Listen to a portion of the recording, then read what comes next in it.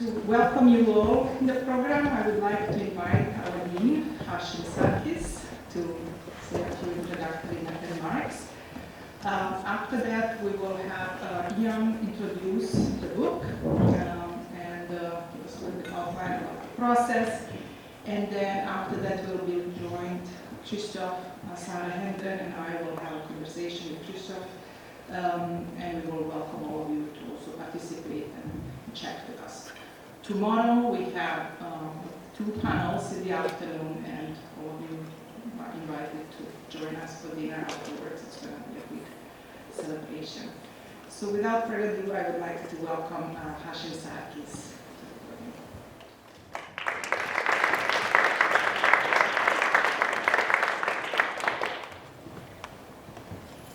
Thank you very much, Ezra.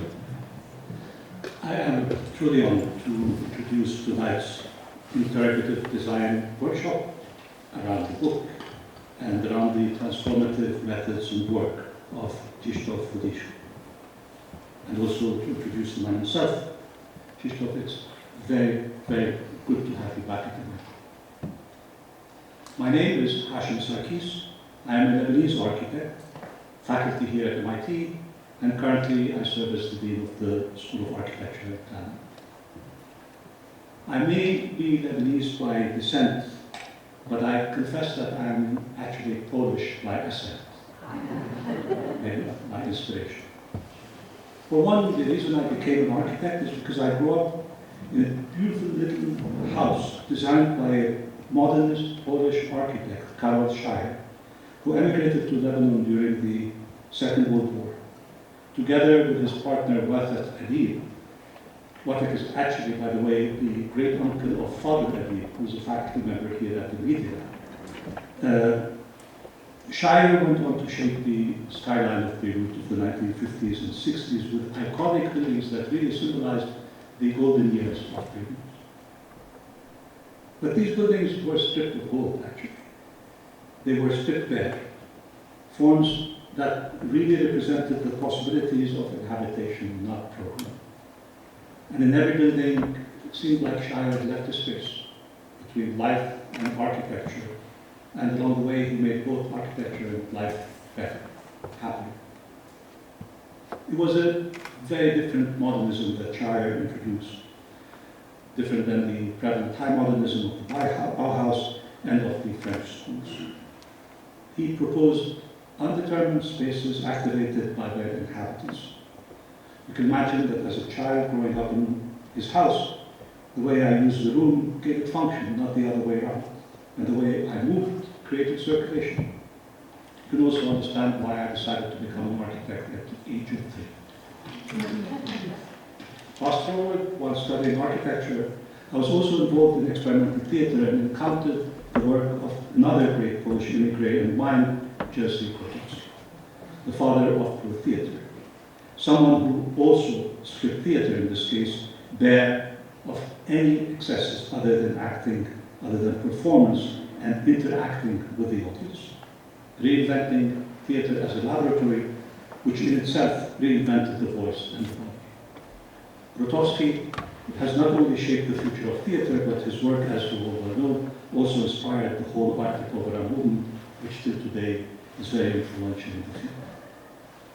This ethos, and I have to call it the Polish ethos, I have no other way of referring to it, I also encountered in the writings and work of the likes of Maciej Nowicki, Stanisława Nowicki, and Jerzy Sota. But I was really here when I finally encountered the work of Krzysztof at the lecture at MIT, which was also a performance. A performance not as a lecture, but of the possibilities of what the lecture itself could be. He laid it out as different possibilities that we as an audience could shape. And it's in that moment that I understood very well, and I saw the most lucid articulation and expansion of this deep ethos, of this other modernism, and of its contribution to shaping the direction of the contemporary, that I would dare say, project of future art. The radicality of this approach, art in refuge as it were, that keeps of the form only what it can carry with it, gives the artistic experience an aura that endures and endures long after you have encountered the art piece. Krzysztof, MIT has been lucky to have you as a colleague, teacher, director of the Center for Advanced Visual Studies, at a moment when you heightened one of the most important roles of art at MIT and of the center, and built bridges with the Media Lab and with architecture. And you presented and highlighted the importance of art as a way to interrogate the impact of technology on society, the Interrogative Design, but also to use technology as a means to expand the impact of art on society. Your methodologies for working with marginalized communities have also influenced a whole generation of artists and designers. So Krzysztof, it was really inaccurate on my part to say at the beginning, it is good to have you back at MIT, because your influence on students and faculty through your teaching and mentorship is very present. You have never left.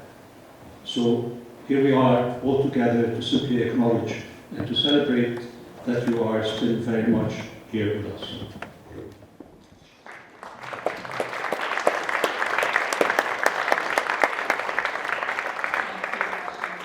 In fact, Krzysztof is the person who gave ACT its name. We are very grateful that you fought for the C in ACT. So, just a small remark.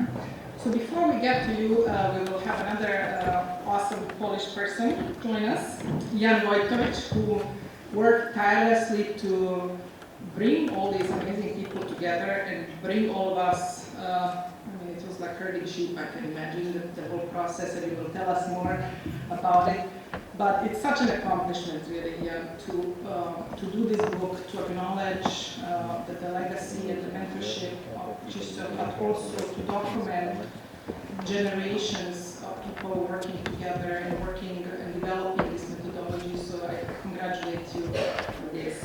Ian Wojtowicz is an artist and designer who is an alum of our program. He graduated in 2012. In his work, he uses data visualization and participatory design to create discussions around cultural change, themes of futurism, historical dissensus, editing, and repair run through his work. Ian has shown projects and lectured throughout North America, China, and Europe, and has shown projects in Wired magazines, Atlantic Monthly, and on PBS and Discovery channels. Professionally, Ian Wojtowicz has consulted for the Canadian Broadcasting Corporation on creative technology and on exhibit design for the U.S. National Coast Guard Museum, the Rainwoods National and State Parks, and also many indigenous culture projects. He's currently the founder of Graphite Design Labs, a creative software company focused on new approaches to reading and drawing. He holds a master's degree in art culture technology from MIT and is also editor of the collected volume from the MIT Press called Interrogative Design. This book was supported by Polish Cultural Institute, New York, and I would like to thank Isabella Gola, who is also here with us, on continuous support of Ian's research, but also of this publication. Without further ado, I would like to invite Ian to come and tell us a little bit more about the book and about the process. After this event, there will be books outside, there will be signing, and we can engage in more informal discussions with you.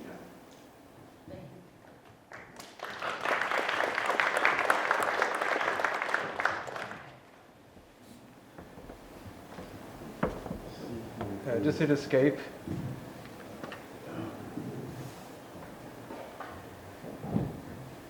Yeah, press play.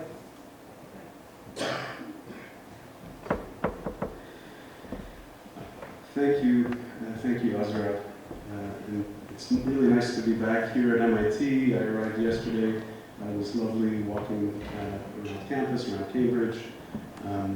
It's been a few years. It's really lovely to be here. This project, this book, started 8 years ago when I had graduated from the ACT program back in 2012, and was working in various ways and accumulating quite a collection of rejection letters, and really enjoying the process of thinking and rethinking my own practice, and returning over and over to thinking about how Krzysztof works and how he works.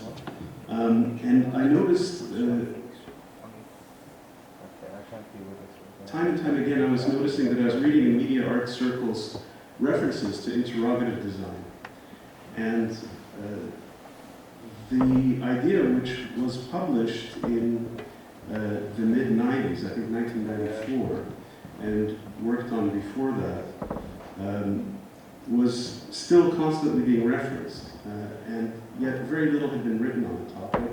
Krzysztof had written 2 pages, and yet it was still very much an idea that was alive out in the community.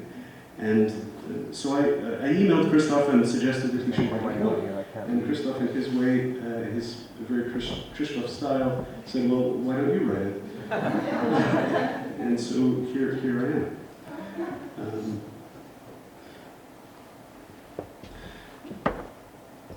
So let me take a few moments and try to describe the idea and a little about the book. And my hope is that that others really are taking up this topic as much, if not more, than myself. There are over 50 contributors to the book who have written work, who have provided their projects, and all sorts of commentary on Krzysztof's writing, on each other's projects, reflecting on the idea of interrogative design, the concept, what it is, what it means, and what it could be, and maybe what is beyond interrogative design as well.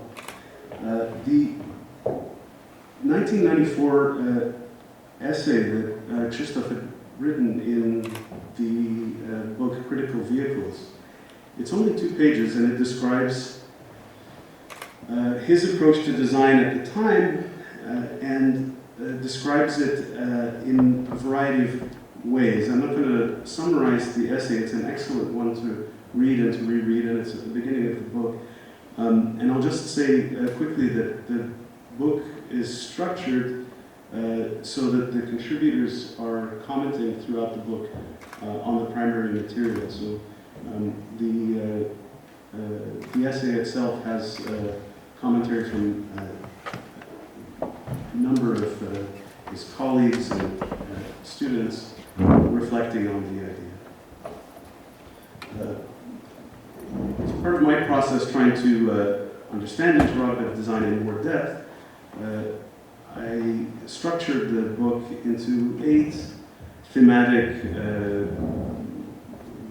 kind of Venn diagram of ideas that make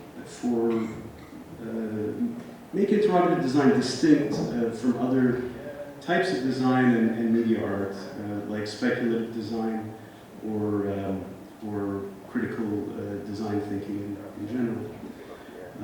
One of the things that makes interrogative design unique is that it's an approach to design that's focused on question making rather than solutions, and I think that's one of the most significant differentiators as a way to think about design as something that doesn't have to resolve a problem.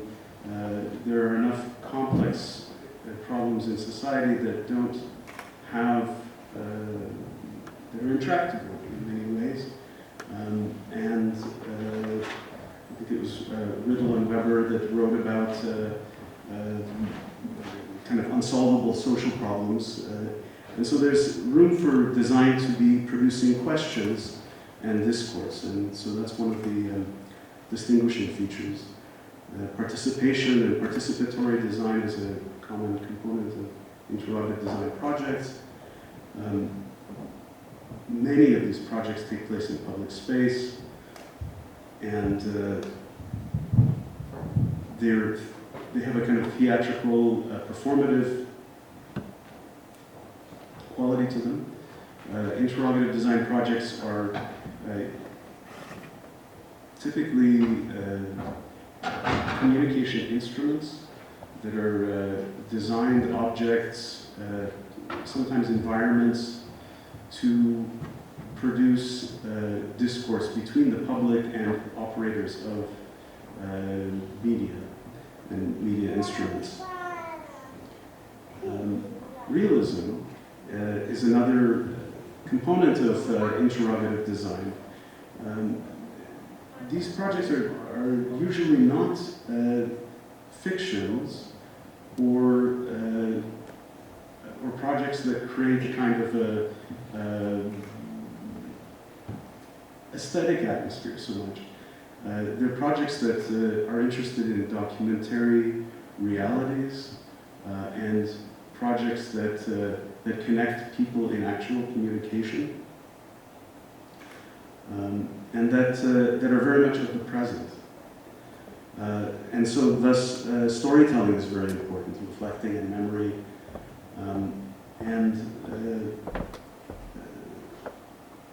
Another topic, and this is one that Sara Hendren can speak to in more detail, prosthetics is an approach to designing technology. It's an ethic for designing technology that I think defines Krzysztof's work and many other people who have followed through in his, or have adapted his ideas in their own practice. Prosthetics takes a step away from the media and technology world's interest in faster, cheaper, more spectacular, convenient technologies, and takes an approach of first do no harm and how can technology be augmentative of human characteristics and be part of a lived human experience. So this topic gets some attention in the book as well. And lastly, ethical alertness. There's throughout all of these projects a very deep and important interest in creating work that responds to the needs of the world and recognizes emergency situations or social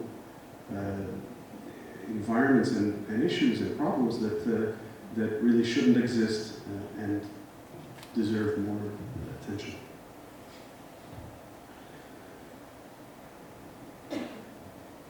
I'm not going to give a review, like art historical review of Krzysztof's works. I'll just show a few images of the kind of strange and unusual, uncanny designs that are typical of interrogative design and well known, and some of the projects that his students also have made that follow in a similar kind of style. If not style, at least a mode of being in the world.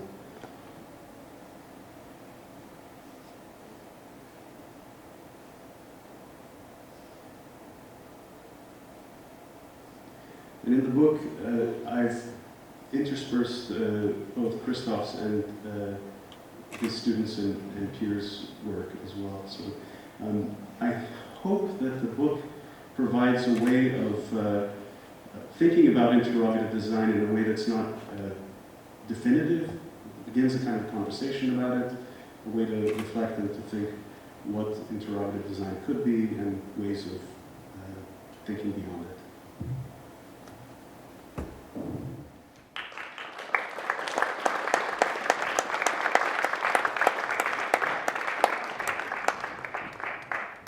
Thank you, Ian. Amazing. And again, thank you so much for just doing all this work. Editing a book is a huge enterprise, and I just want to commend you for bringing it and also getting the MIT Press contract. It is a big deal, and it will cement this legacy for future generations. So now I would like to invite my colleague Sara Hendren to help me moderate the discussion and conversation with Krzysztof. Sara is an artist, design researcher, writer, and she's a professor at Northeastern University. Her book, What Can a Body Do? How We Meet the Built World, explores the places where disability grows up in design at all scales.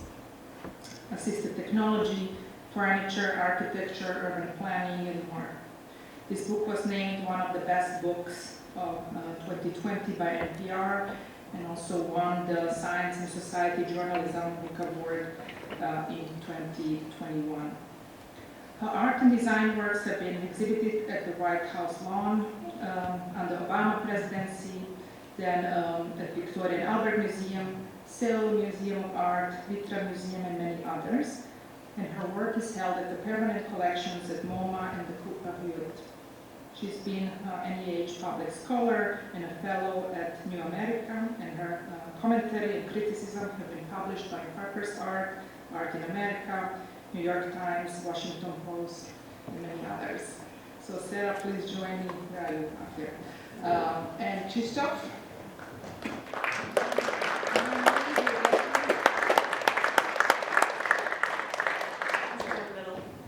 Yeah, you come in the middle and we will switch to this in case we...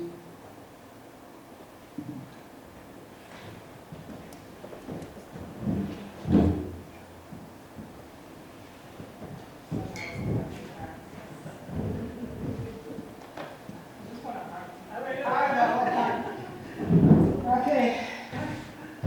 So we'll just get us started with some questions, but this is really an opportunity for all of us to have a conversation. And maybe we can see some of the most recent work, if you don't mind. Yeah. And can I start us off then? Yes. I'm here representing the Harvard GSD contingent of Krzysztof students. I was in the second cohort of the Art Design and Public Domain program, first year, years ago. So Krzysztof, we want you to look back as just to start us off, and we'll zoom up to the present day in our conversation. But you were born in Warsaw in 1943 during World War II, and you trained as an industrial designer in communist Poland. So how did this background shape your approach to design and social engagement? And I'm just aware that there must be students here who know very little, perhaps, of this history, but also who may themselves be asking about their own training in utilitarian design and engineering. And what was that like for you, and how did questions start to bloom in your mind, in your context? That was a long time.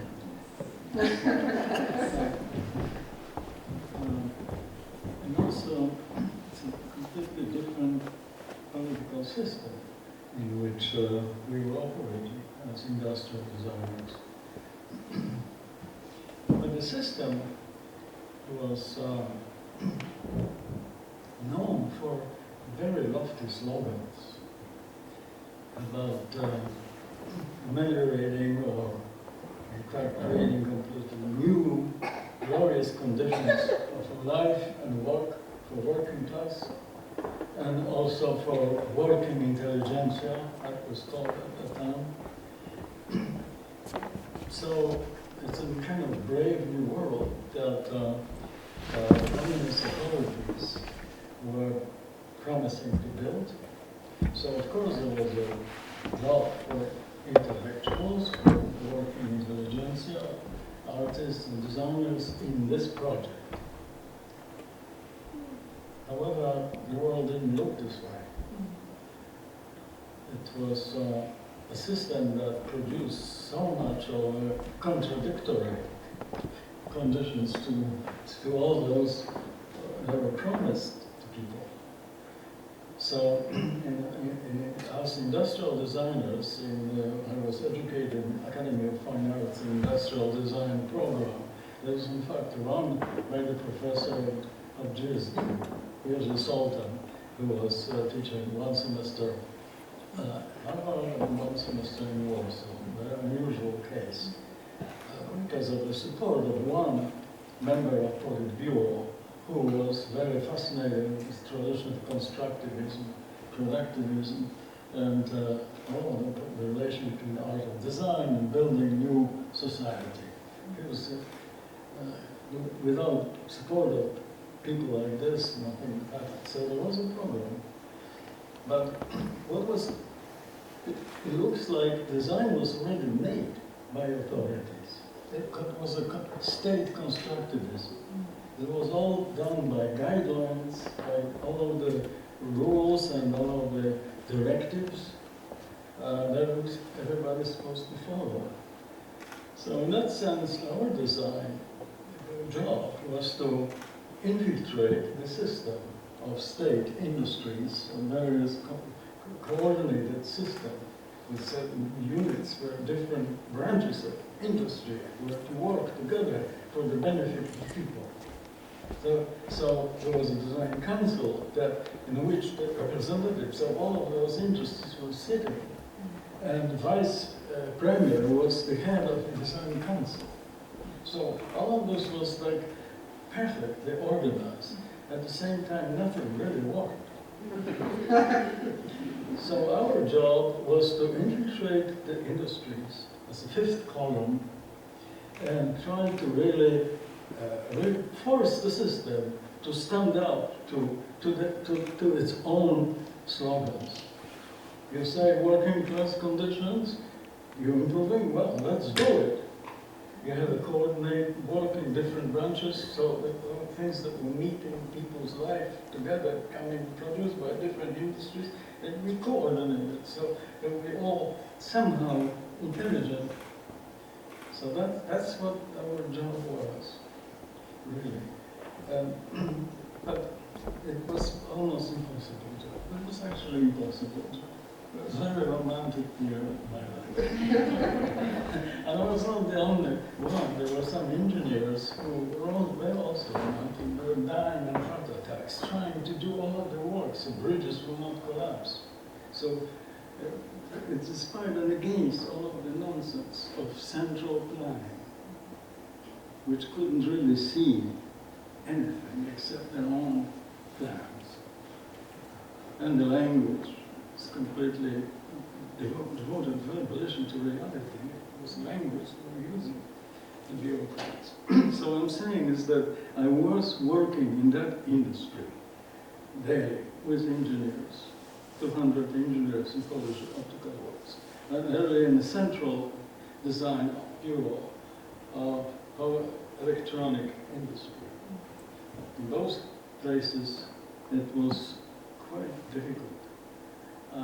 So what I'm saying is that in this situation, when I realized that the world is already constructed as a state-owned operation, in a way it was to deconstruct it, to really, our deconstructivism, so to speak, deconstructivism was something that crossed my mind that I could do, perhaps outside of industry. Because that's the only, as a kind of taking a rubric of art. So I became an artist, but in fact I was a designer. I knew I was a designer.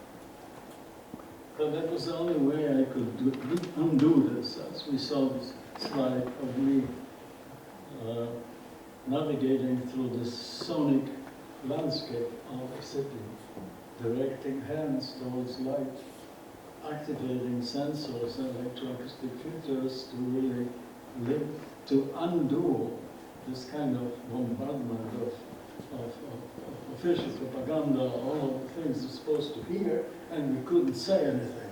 So this project was actually, was designed for me to become an artist in listening as an act of revenge. So that's all what we want to forced to do, to listen. Let's listen creatively. But you say you undertook a rubric of art to try to address that disjuncture that you saw. But it's interesting that you hung on to, I would say, a vernacular of utility with your training in design. In other words, you didn't say, will we leap to the gallery then in order to find a symbolic language to address disjuncture? No, you kept the kind of the language of your training with its technical rationalism and its instrumentality. There were moments I tried to do it in design office. I tested, that was an impossible project. It's possible outside, more or less, metaphorically, not like this. And so there was this moment when we designed those TV sets, and also the system of the kind of intercom system. So all of the factors could listen to some propaganda programs. There's no choice. So the television system, basically there was no other channels that stayed channel. There was no choice here. So you open TV set, you were just absorbing all of those propaganda, extremely strong anti-Semitic campaign at that time when we were working in the office against students. There was so much poison being projected through those screens. So I asked my colleagues in design office, we are implicated in this. It's impossible to say that we are not objective designers, because what we are designing is going to poison people. So the head of design office predictably said, no, it's not true. You cannot think of somebody giving poison to somebody when you design a spoon. A spoon is a spoon. I said, no, this is not a spoon. First of all, that spoon only is for the purpose of poisoning. And secondly, you have no choice. You know, you're giving, that's all what you'll be eating. So it's not, but at the same time, what is the choice? I realized there is one choice, to switch it off.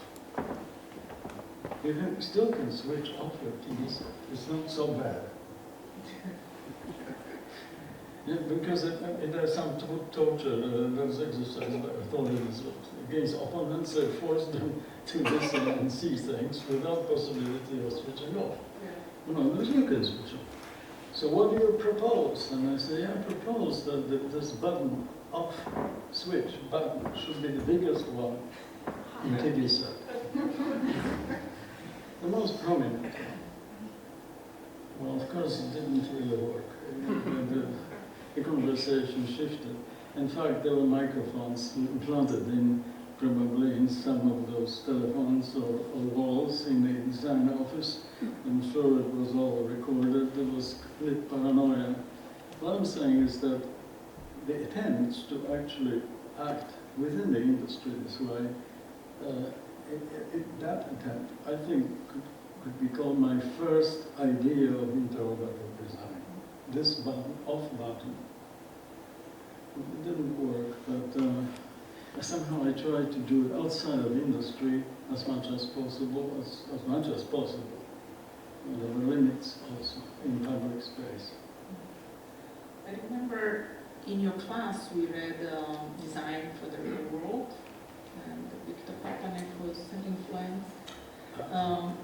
What made you switch from traditional product design to art? I mean, we heard a little bit about there's a space and freedom and way.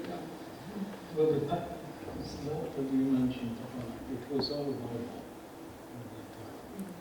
As I was working in the industry daily, I was also a member of board of directors of Association of Industrial Designers, which was a non-governmental organization. And also I was teaching industrial design type of course in Polytechnic and so forth. So I was very busy, but this book was good for all of those situations, including my membership of Avant-Garde Art Gallery, Fox Art Gallery in Warsaw. And I was really, I don't read it, maybe the last avant-garde. in Europe. It was the late avant-garde gallery, with the colleague of mine, good friend of mine, a historian and theorist who was an expert on constructivism and history of the avant-garde. So somehow this panic was always there. And so somehow, in that sense, I didn't really shift, because I was always working in the morning in industry, in the afternoon I was in Vauxhall Gallery, or somewhere other days in Polytechnique, and so, and also in electronic music studio, experimental studio as a consultant, where the instrument actually was built. So I don't think that I shifted, because I think that I was always a designer. I felt a designer. Some people started to call me an artist. I was reluctant to accept this honorable title. But eventually I had no choice, because everybody started to call me an artist.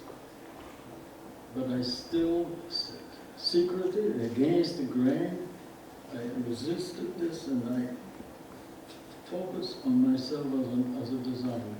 And until today, I think this way. So interesting. I want to take us to the prophetic speech and sort of public acts register of your work, of these designs that do this work of interrogation. And one of the things that I think a lot of people respond to in your work and in your articulating the work is this idea of the bandage, the work as a bandage. And I think many times in discussions about social ills, we say, oh, something is too small to address the problem, it's merely a bandage. We say, oh, it's sort of minimizing the enormity of the problem. But you say, no, the presence of a bandage has this way of both healing in a provisional way, while also exposing wounds. And indeed not covering with however modest a way, but to let both the wound and the possibility of healing be juxtaposed. So I wonder if you could elaborate on this metaphor and how it captures a kind of dual nature in your work. I mean, I can't resist saying that classically prophetic speech, especially in the Hebrew Bible, is thought to be both criticizing the regnant order and energizing the future. That is, it is a very old form of this kind of incantatory prophetic speech. So I don't know if that's making too much, but I wonder if you could talk about the bandage as that kind of potent public speech. You actually explained it very well. No, I'm very clear to me. I mean, this, just imagining, first of all, you need to have emergency wards. People are being wounded. So we need to design bandage or any healing devices so people could heal. But at the same time, there should not be, or there should be as little as possible, conditions that cause the wounds. So could bandage actually contribute to creating those conditions? There will be less wounds. Directly, it's hard to believe that it's possible. But if there was some kind of this bandage would disseminate, will communicate, will bring us to the very point, the situation when it would occur. So you can see that there are things that maybe should be changed. There's some new consciousness needed for people to, first of all, stop being numb about this. So in a sense, the numbness towards conditions that cause the wound could be challenged if the bandage was not simply covering it up so you don't see it. Of course, it has to cover it up, but it could have some media component could have a memory and have a connection, a real-time connection with the situation from which the person came and conditions with the person lives and works, where the wounds are most, unfortunately, can most frequently happening. So, I don't know, it's not that I designed this kind of, it's just more like a reference, my imagination. So the healing, it should not be connected with forgetting, with covering up. But at the same time, let's let it heal, so it's not easy. It's not easy to combine critical or protest with the proactive, genuine, work towards solution. That's right. But to make both equally visible, and I think you've also said you're trying to achieve maybe a quality of scandalous functionalism. So, where again the vernacular of utility helps us there because it looks like problem solving in the way that we want our many objects and instruments to work, and yet it's an artful act to let that work be visible, and yet to let the scandal around it also become visible without resolve. Yes, a bandage does that. Yes. So if the bandage is not going to help really to change those conditions, what else should be done? That's a question. So is that realism that Ian mentioned before? I mean, there are many different forms of design, the speculative design, the critical design, but then there's the interrogative design, and Ian, you had mentioned the aspect of realism. How important is that? Realism. The thing is that it has something to do with recognizing where we are right now, at this very moment. Because this very moment, the future and the past converge.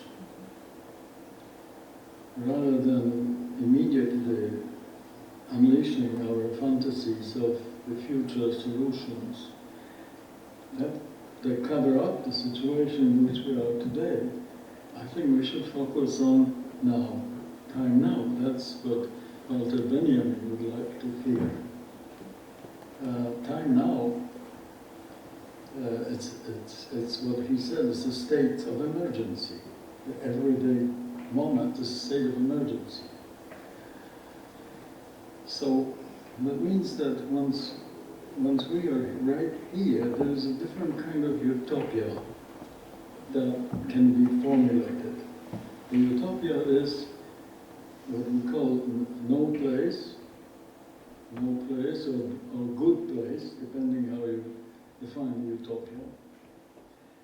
But we could say no place, or the place I refuse to accept today for myself, for my children, for all of you around.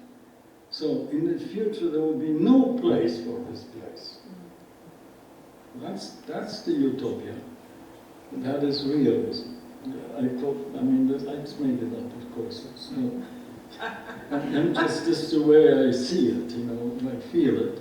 That's a realism. And I really like that tradition of realism, is waking up, interrupting our kind of fantasies. And is that also what you mean in the essay when you say you're also rejecting a kind of melancholy resignation or merely exposing wounds? That the kind of the drama of the waking is different from our melancholy complaints about the current order, or merely unmasking or exposing. Melancholy is that it was always like that, it's going to be like this again in the future. Now we have to adjust and so forth. And also the melancholy is something to do with continuing process of recalling some past catastrophe and fiasco and being frozen by the failure of the past. That is something to do with traumatic condition of people. And here there is cultural prosthetics, idea that seems to be on a rescue mission to really create conditions for people to share their unspeakable experiences with others, especially in public space. In this way, it's not that the trauma can be healed, really, but you can live with the trauma in a proactive, healthy way if you think that sharing your experience somehow will help others. So you speak also then on behalf of others who are in a similar situation, you become an agent. So this kind of creating a conditions for the new agent who is a testimonial prophetic figure, because testis means witness, and protest is actually sharing this in hope that this will make some difference. So the equipment is needed for the prophetic function like this when it comes to, so that is interrupting melancholic state of continuing repetition of the past experience but moving ahead. So in that sense, interrogative design is being connected with cultural prosthetics. So that this is the kind of phase through which my thinking went through. Prosthetics is a place here at MIT. It's nowhere demeanor. It's in genes. What happened here? The person who was designing weapons during the war, after the war, he continued designing equipment, conditions for people to heal. And what he invented is always coming back in our discussions about interrogative design, feedback. Let's talk a little bit about the pedagogy of interrogative design. You developed interrogative design workshop at MIT, and many of us here, the audience, have been, highly inspired by this pedagogy. Could you talk a little bit about that format? For me personally, what was so eye-opening was coming from architecture into your world and into the world of this interrogation. It was the first time I was exposed to some kind of critical discussion without being pushed into a certain expectation. I felt there was a kind of safe space of the classroom where for the first time I felt I was on the same page with the professor and my classmates, and we were all looking at this design problem together, rather than, and that's often in architecture design pedagogy that you're kind of being pushed into a certain deliverable, let's say, that would perform well in offices. So how did you develop that pedagogy, and what are some of the parameters, let's say, for all of us here aspiring and current teachers, and what kind of advice could you give us, and what can we learn from your process of developing this workshop? Well, I remember in the beginning of the class, you outlined very clearly your pedagogy. I will interrogate you. This is what it means. So you kind of disclosed what would happen, and everyone bought into it. I thought that was very important. Well, there was things in this program, design program, that we didn't touch upon here. There is maybe it's a different topic that you suggest, but I need to insert it here. There is the capacity to work with people on projects. That is, yes, if the idea of this designer is to become a kind of parasiastis, somebody who is digging, probing reality, in order to find truth, came truth, and then share it and expose it, articulate it through design. The issue is the user, performer of this equipment and those instruments, who are those people? How to establish contact with them? What's our relation to those operators, users, performers, without whom the project will not make sense? So it's not I am this one who is revealing and articulating the truth, probing it, but in fact I ask others to become co-agents, who kind of parasiastes. But why would they do it?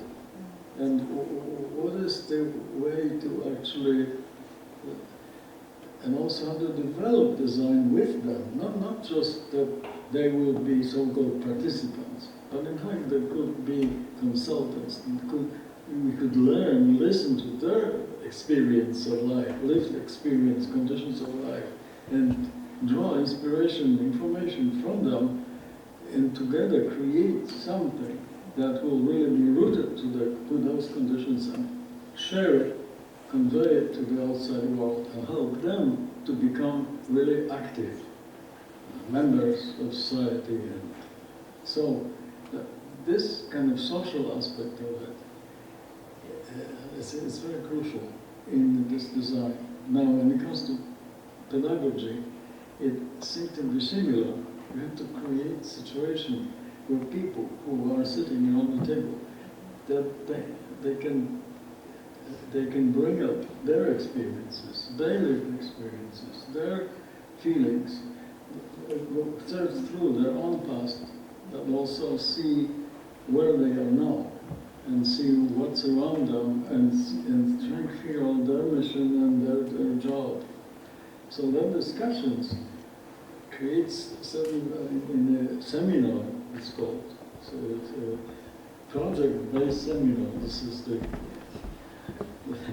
term. No, but what it is, that it is a kind of public space that has to be created, in which people are sharing, opening up there, and trying to come up to actually make sense of this design laboratory. Why are we designing it? Well, it's saying design things for themselves could be one interesting step. My own culture, my own, I do something so to make sense of my own life through design. So if I'm not sure that's the presentation of methodology of teaching or something, but it is good start.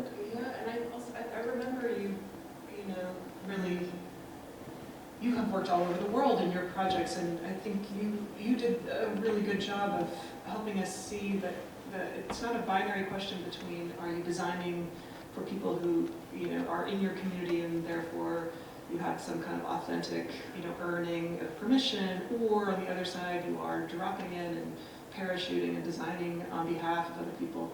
You were always insistent that no, the outsider and the instrument of the prosthesis has a way of doing this triangulating and refracting work, where the designer is doing this, making this conduit, this sort of midwifery for other people to interact with the work or express or to speak. But I remember like the projection in Mexico City where you said, it's actually very telling and interesting that in some ways it's more possible for people to make a confession by means of an enormous spectacle than to tell one to another, and that your role there was to provide the kind of the means by which to do that.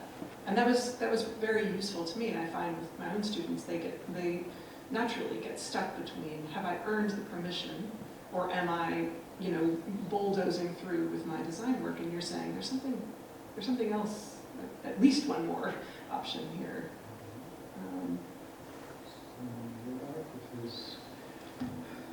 Well, we're bringing up communication and exchange. We are in a difficult time now for that. I just came back from Ohio and I worked on some workshop with students in Kent State, and I was told that 50% of students voted for Trump. That means the 50% of students voted for the opposite. Counted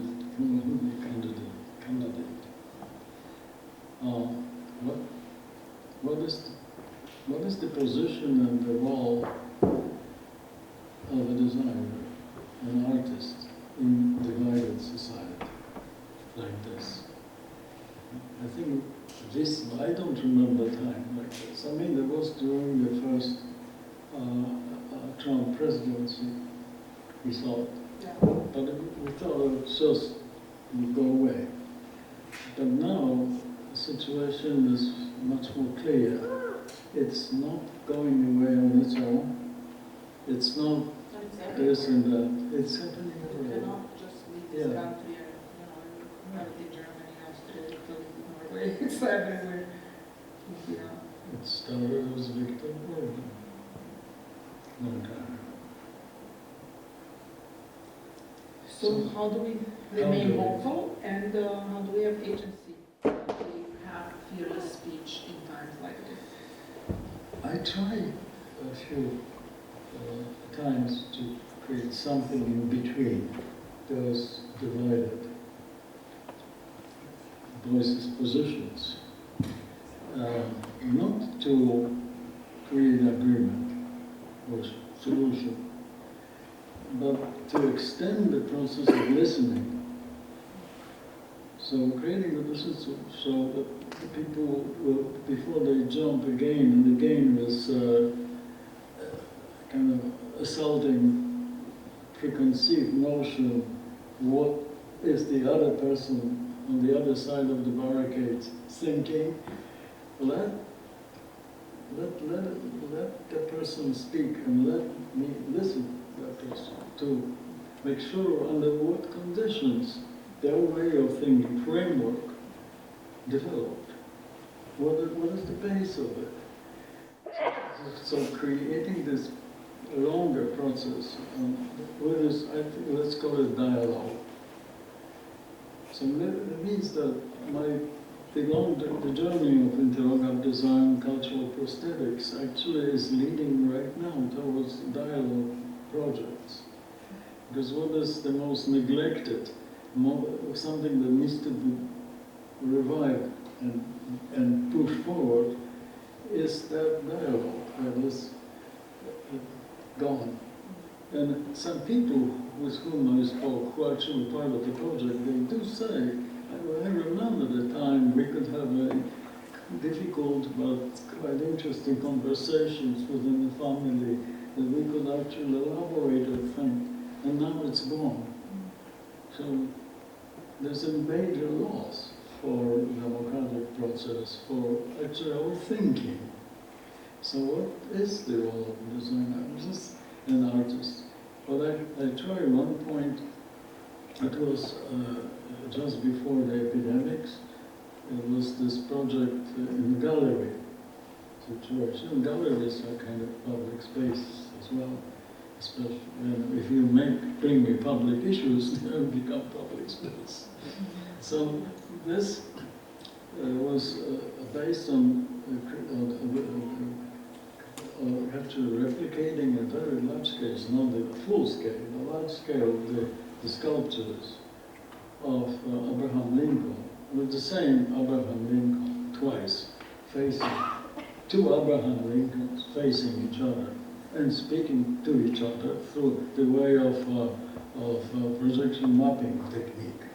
So the people from clearly divided section of New York City called Staten Island, 50% voting for Trump and 50% for the opponent, clearly divided.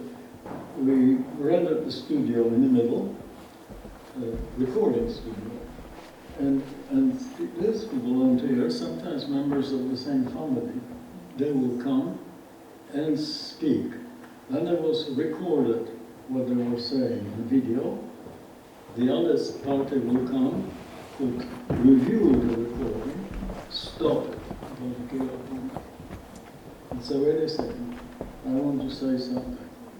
And then it was recorded, then this thing could be again repeated. Do we have images? They have this image It would be of... nice to see some of the current work. Yes. Which one is it? How is the one? That's just very short. Okay, make sure that the sound is working, because without sound. I would say that there's a little bit of a civil war of words going on, it feels like, as far as the political divide goes. But I certainly hope and don't believe that we are headed to an actual civil I war. think that divide is clearly illustrated when you look at Staten Island.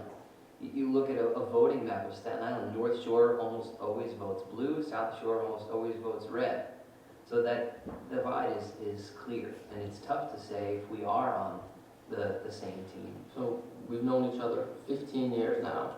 All started because you asked me if I liked a rapper that you liked on the schoolyard. And I did. And it's turned into a friendship. I was in your wedding. One day you'll be in mine.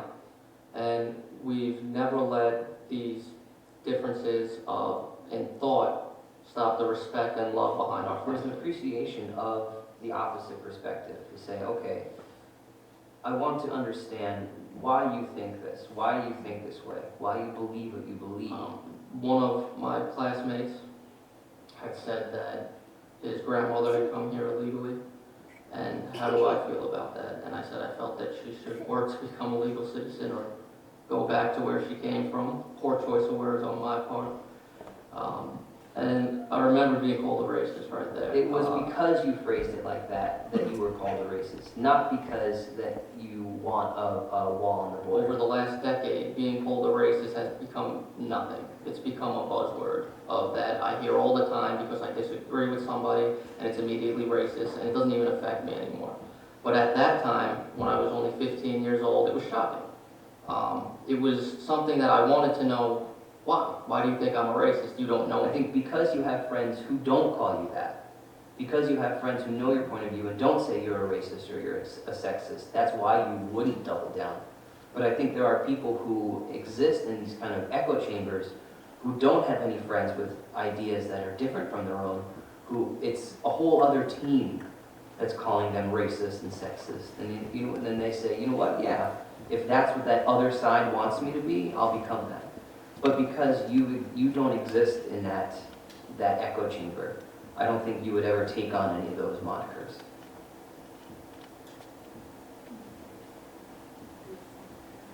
This is a very nice point to maybe open this up to all of you for a conversation and reflection of the current political moment and the way in which we artists and designers deal with this.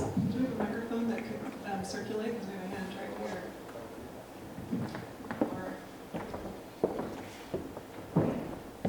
Who has the I mic? Keep your hand up.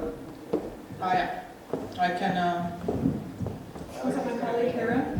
I can project. I think I'm quite loud. Okay, for this. Hello. Thank you so much. Really inspiring conversation. And I'm thinking back to Sarah's first question about the origins of your career, Krzysztof, and serving as that kind of that fifth pillar. And it resonated a lot because I'm thinking about my own journey leaving a career as an urban planner after really trying to questioning this kind of like this system of power and wanting to fuck with it from the inside and feeling like I hit a wall. And feeling like, okay, it's time to leave and return to being an artist because that's a space where I have the space and the ability to explore the questions I want to explore. But I still have many friends who are in the industry, who are working at city planning offices, and it's quite a letdown to talk to them sometimes because even though they are the people given the power to maintain these systems of oppression, given the power to either disrupt or to continue building the infrastructure around choices about housing investments, choices about transportation infrastructure that are just going to continue to make concrete the kind of inequities that they went into this job in the first place to resolve. They feel stuck, they feel powerless, they feel like they're cogs in the wheel.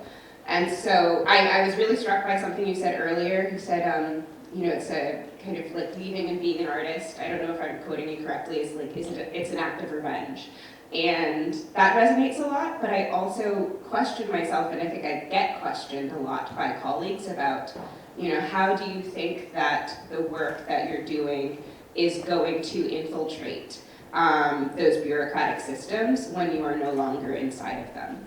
And so I'm curious about, you know, what your position is on that, you know, having been within the system and working, using those tools, but from the outside, if you think it even is a question worth asking, or if it's something that you've, you know, made any peace with or have wisdom to offer about. Not sure if I understood everyone, but first of all, this example from communist Poland should not be extrapolated into the situation. Fair enough. There's still a difference. Yes. If you are in some corporations or a large educational institution, there has to be room for combining your testimonial experience, lived experience that is questionable, and possibility of actually voicing it and inscribing your critical voice into the process of transforming the situation, institution from within. So in that sense, you can bite the hand that feeds you, in a good sense.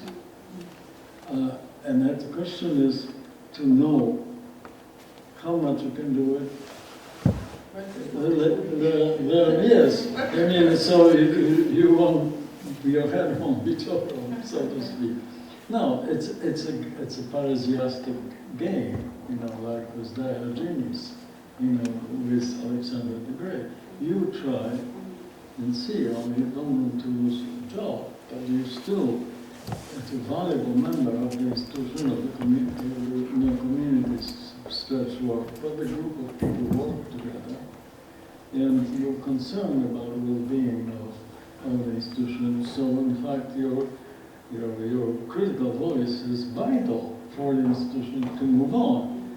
So it was actually like this in communist Poland as well. You could scream at the director of the factory because maybe you cannot scream here. So there was, in some ways, more open situation. On the other hand, it was completely hopeless. You might end up in a prison. So there's no comparison. So maybe I should not have brought this example. No.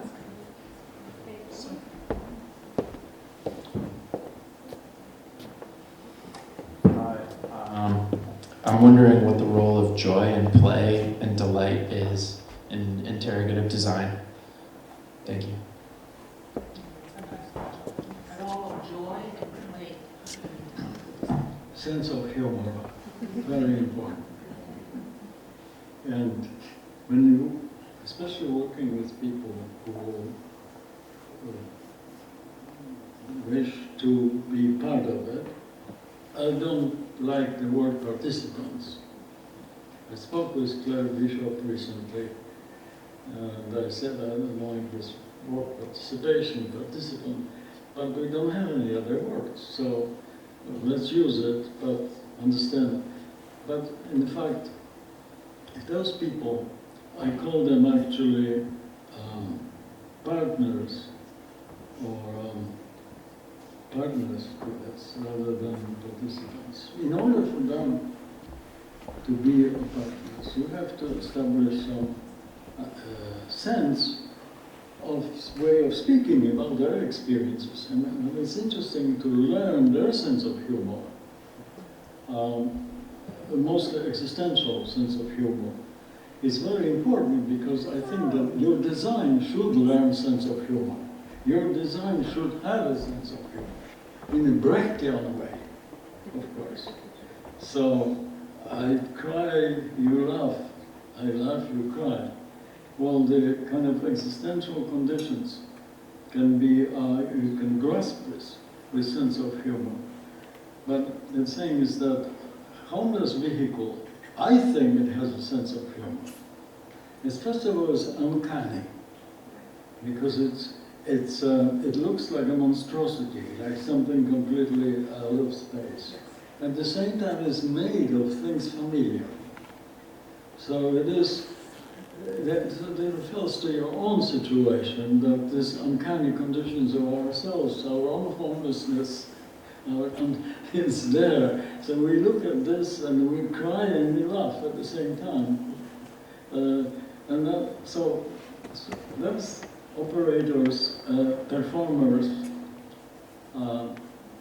I should call them accomplices in the project, design project. Yeah, accomplices. You buy into it. Well, they have a sense of humor, of course. They understand it's ridiculous to operate, it's absurd. But they know that something to do is they take charge of this absurdity this way. And other people also, so anyway, let's say it's a kind of form of consciousness to have a sense of humor. But that is not necessarily true, as many people who are looking at this seriously and seeing it's all wrong. We should just do this rather than this. But this is the idea. The project is exactly to have this kind of reaction. So in a sense, serious reaction to this. It's also important because it also adds to a new sense of consciousness. Anyway, homeless vehicle I'm bringing up because it's very important in the history of development of my work. Do we have an image of it? Can someone We don't have an image. Because it's... but humor also does that. I think it will come up. Humor also does that waking work, does it not, Krzysztof? Humor, it does that waking up, right? It's absurdity. Yeah. How does it? Yeah, this one, yeah. This one.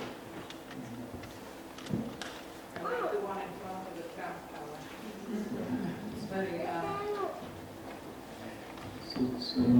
I learned a lot from this project because I realized that it creates a situation on the streets and also in media where people started to argue over this project. It became a converging point of lots of discussions. Because what is it? That means every 100,000 vehicles in New York City. It was that as many homeless people at that time in New York City, 100,000. So they all were home. You know, what would happen to the rest of us and so on. So this discussion was basically rejecting this vehicle, of course, because it's not a solution. But before the rejection happened, people were really trying to be serious about it. Maybe it's for me, because it's a new object available on the street, so maybe I should buy it. Maybe, you know, and somebody said, oh, actually, I think my husband would like to have it. Somebody said. I would like. So the whole world seemed to moving into homelessness in that Heideggerian sense, but in reality, this vehicle was not for any of those people who were thinking that's for them. It's obviously for those who really have to live day and night on the streets and to collect and to resell those bottles of plastic, you know, glass and metal for meager income. So it's clear that this person there who was operating was explaining to people all of this. It became a real performer, storyteller, philosopher. You know, that person was a real. So I'm bringing it up because the conditions, that situation this project generated went beyond my expectations. And it was clear that it created a need for something else it could not fulfill with its functional program. What was missing was media. Was missing possibility of memorizing or recording things and transmitting things. It became really too much of a sculptural project in face of what situation it created, it demanded another mutation of this vehicle. So that was the beginning of more other media-based performative projects. They've sort of mapped onto the use of One more question, and then we can do more informal, because we need to leave some time for our book signing and hugging family. So. Hi, Krzysztof. Thank you so much for speaking to us. I was thinking a lot about how intervention and provocation, the intention is for the disruption is for it to transform. But often the response to a kind of disruption or intervention or provocation isn't transformation or dialogue, but it is rather maybe towards a solution-orientated goal, perhaps even back towards status quo. And I wanted to know if you have any thoughts about that. Well, my thought is that that this line of works is born of deconstruction and also the kind of avant-garde tradition of intervention. As I have to admit, it circulates still in my veins, this kind of avant-garde spirit of intervention and disruption. At the same time, after this deconstruction, it's time for new construction. Without stopping deconstruction, so it's a complicated new project. So that's why I'm moving into dialogue. And right now we're discussing here the possibility of equipment for listening that is kind of maybe going back a little bit in its form to earlier projects, what otherwise there used to be called wearables. It's something that was invented here by literally one of the students of the courses I was teaching. That wearables could be, I'm just thinking about special ear. They have a listening device that gives also possibility of active listening in a conversation with opponents. The active listening means that there will be some prompts generated by artificial intelligence to actually help people to be more intelligent in conversations, in creating this little bit also learning from that delay system that I use in the recordings in Staten Island, which was also creating artificial situation, but it took a long time. This is something I'm thinking about. It's I have some sketches, but it's too early to share with you. Okay, well, thank you, Krzysztof, so much for sharing your thoughts and reflections, and thank you all for coming. And please join me in celebrating Krzysztof and celebrating Ian also and his wonderful book. We will be signing it, I think, for those of you, but we all also want to sign one for Krzysztof. So I would like to thank everybody. It's amazing, actually, for me personally, to see all of you, and also to look at the pages of the book, which has so many of those small commentaries and interpretations and discussions on the margins, and they are so generous, especially in some ways also to my own texts, which I treat as suspects.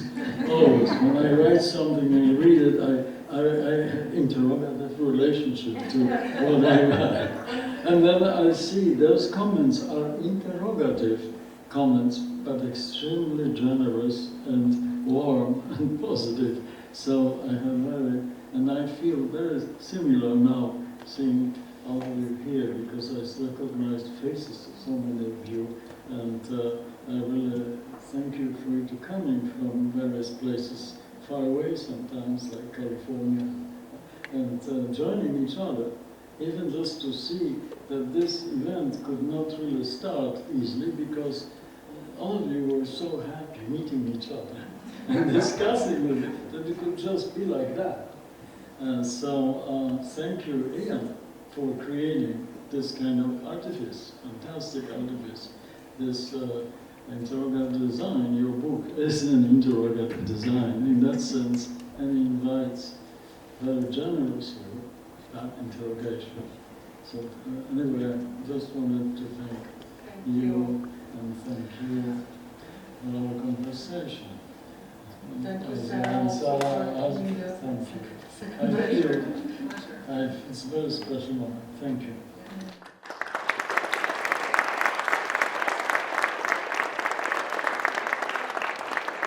We'll continue celebrating tomorrow.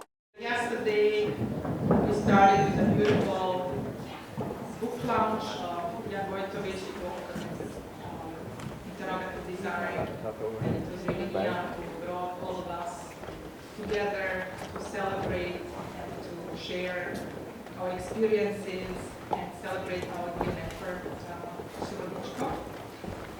So today we are following this event with two panels. We are going to start with body skill panel. It will be moderated by Sara Hendren and Warren Sack, and I would invite them to get us started.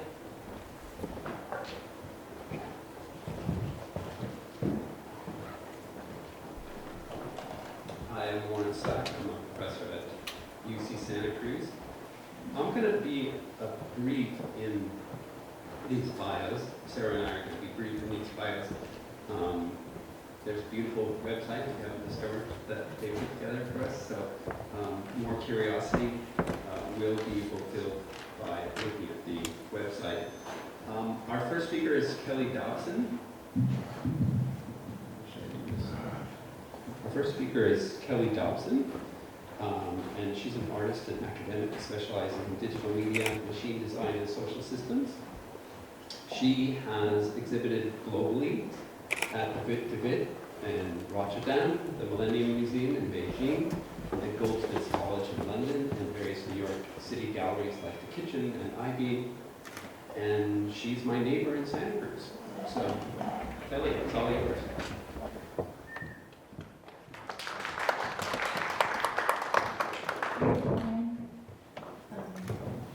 First of all, so good to be here. I feel like most home when I come back from here. And Krzysztof has been like kin to me since I crashed his course when I wasn't even an MIT student in 1997. And he welcomed me and we worked together. And it really transformed how I think about art. I studied traditional fine art, and it wasn't really what felt right to me. And then I saw his work at the MFA, I must be able to. So the first time I participated in the Interrogative Design course, we read Winnicott, Transitional Objects work, and we read Foucault, and we read Van Harrell, and Brecht, and Krzysztof embodied these things in the way he was with us as his students, as we discussed last night. This was a sketch that came in on the second week of what I wanted to build, and the themes that I see now in retrospect run throughout the work are voice as transitional objects, something that's both within you and outside of you, and learn about your relation with your environment, through your experience of that. Tools that and technologies, devices always augment and extend our bodies, but they also instruct us, and that's more and more prevalent of being something to really interrogate. So anyway, Screen Buddy is a book that we're screening, and I'm going to go fast through it, but in interactive design, like was talked about last night, you both address the need, which was fear of vocalization or discomfort with one's own expression, finding oneself in situations where they can't express, and it causing somatic conditions. So to extend the body, but also have it visible and performative. So I won't play the video. You can. I want to just be quick so we can get to discussion. Hi. But that's body. This is And then it explains how to make one. It shows it in practice and releasing a screen in the city. I had the good fortune of being allowed to be an accomplice for Krzysztof's project Aegis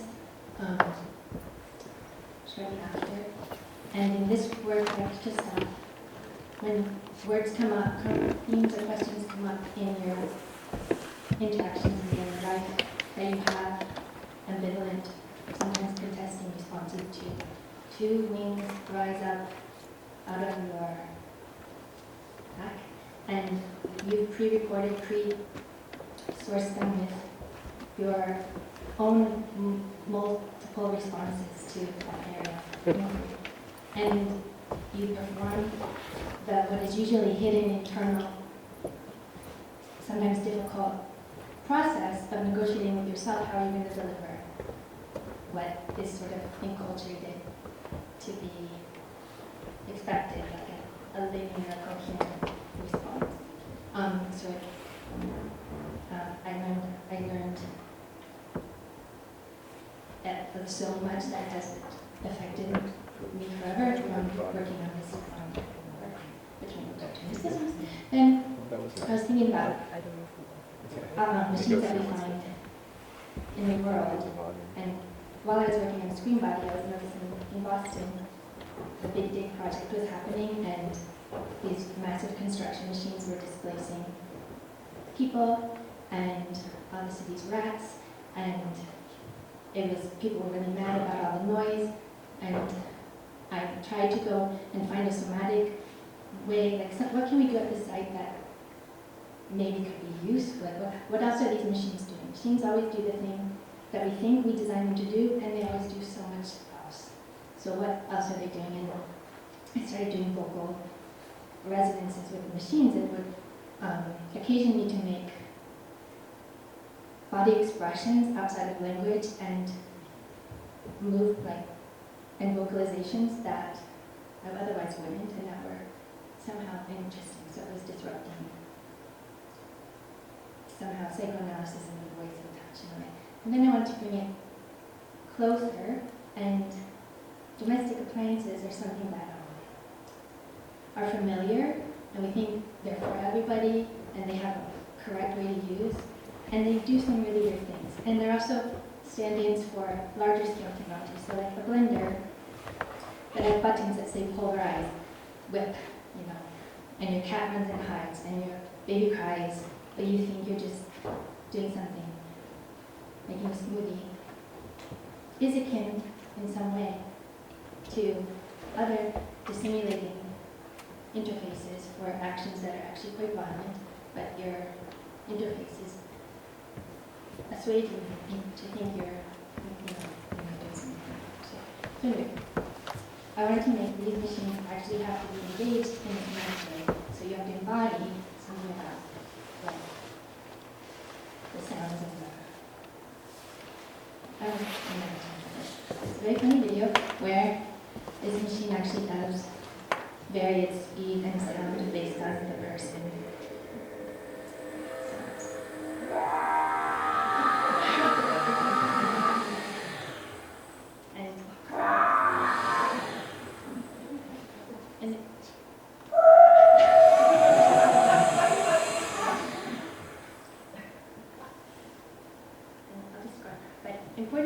Also does its own strange things. So it doesn't only follow your instruction, even if it's like a sonic letter of instruction. It also sometimes misbehaves, which is also pretty important. And it brings me to the project, which these are what were called care bots, or are still called care bots. And when I was working on this, it was around 2004. And they all have camera surveying eyes. They all trope a social entity that we've known for years to, thank you. Sorry. They all have camera surveying eyes. They all trope being a social entity that we've kind of grown up knowing what is a baby, what is a grandmother, what is a nurse, what is a pet. Sign language. It's not a robot, but they trope those things. They all have normative behavior and try to induce normative behavior, like the nurse bot and the sort of care bots for elder care are soothing, almost like that's the most important only thing to be done. So, and they're separate entities. So it's a shortcut, and they seem to have a massive amount of funding and interest when I was working, and I was curious to interrogate that, like why are they all having these qualities? What is care, and can you have care without like creative engagement, somatic engagement? So I wanted to make machines that the care stays with people, and the machine becomes a body extension, like an organ that extends you in a visceral way. It can be between yourself or between other people. And the first one is Momo, and it's a breathing machine, and it very sensitively extends your body and your breath. And but working on it, like I had to really feel, how does it feel to hold? How does it feel sonically? How do I relate to it when it is actually expressing and inhaling air? How does that relate to my body? And then you want to be on my too for a turn, but it even surprised me when I started having people try it, because it was so compelling to have something totally entrained to your body. So it's really moving just like your breath, your body, through an array of very sensitive pressure sensors that were in one of the layers of rubber. And then when I would pass it, even before I had to, I would just pass the one that I was holding to someone else, which I took it to an international trauma conference led by Professor Vanderbilt. And when I presented it and passed it, the therapists were kind of like, I really want this. I want this for my clients. And they would very carefully, sensitively pay attention to it. And like after some time, pass it to the next person. And you always felt as though you're passing the body. You're passing something very intimate, a very outside language of experience, and it's becoming shareable. And so, one question following interrogative design is, what can we build an aesthetic and an ethical experience where what is attended to is not the object, but the link between. And it's great to be here, and now I'm going to hand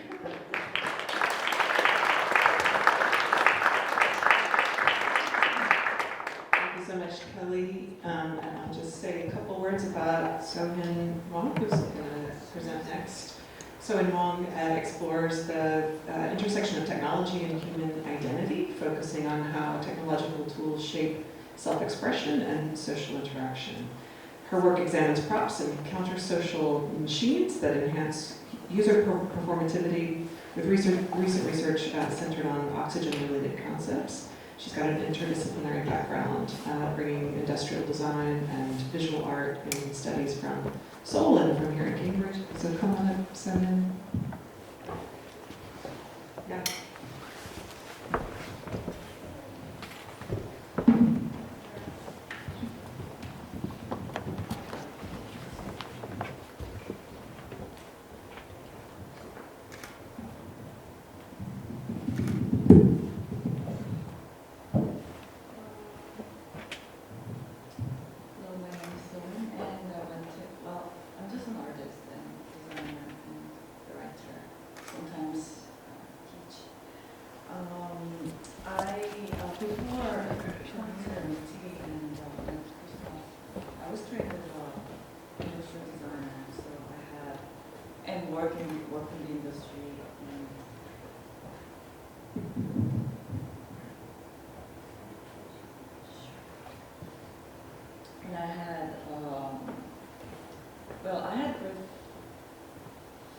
Designing stuff, but I felt there was always something lacking.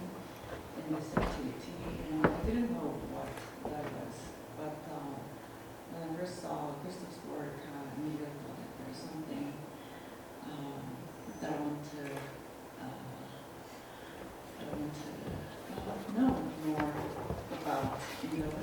So he was the biggest reason that I wanted to come study here in this program. And this work, Desire Poster, 2009 was the very first work that I made when I first came here in the first midterm review. And yeah, I think I was thinking, at the time a lot about this discrepancy between the best intention to treat people, like modern medicine's best intention to treat people, and the desire for savior from pain. So most of the time, like I think you understand when you go to a hospital to treat your symptoms, often it doesn't make any sense, and it's very, like your pain, internal pain is very hard to express, and their diagnosis or their choice of treatment often is very mechanical and physical. So yeah, I think I was thinking a lot about this, and when I was designing and making this structure, and then like planning how to present it, I think it was a process. For me, it was a process to understand this curiosity and the question, basically the question. So so I had to actually, to be honest, look up my master's thesis from here, and then discover that there was actually this question.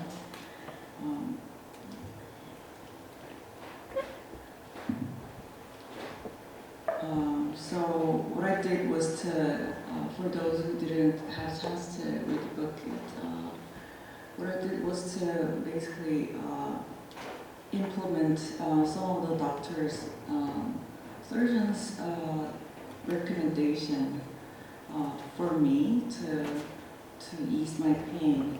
So I had to correct my walking position, and in order to do that, I had to do something with my shoulder, do something with my thighs, and also the angles of my joints and such things. So I wanted to implement those recommendations into this exoskeletal structure so that it will force me to adhere to those. And what I did was to just simply walk from one end of the corridor to the other.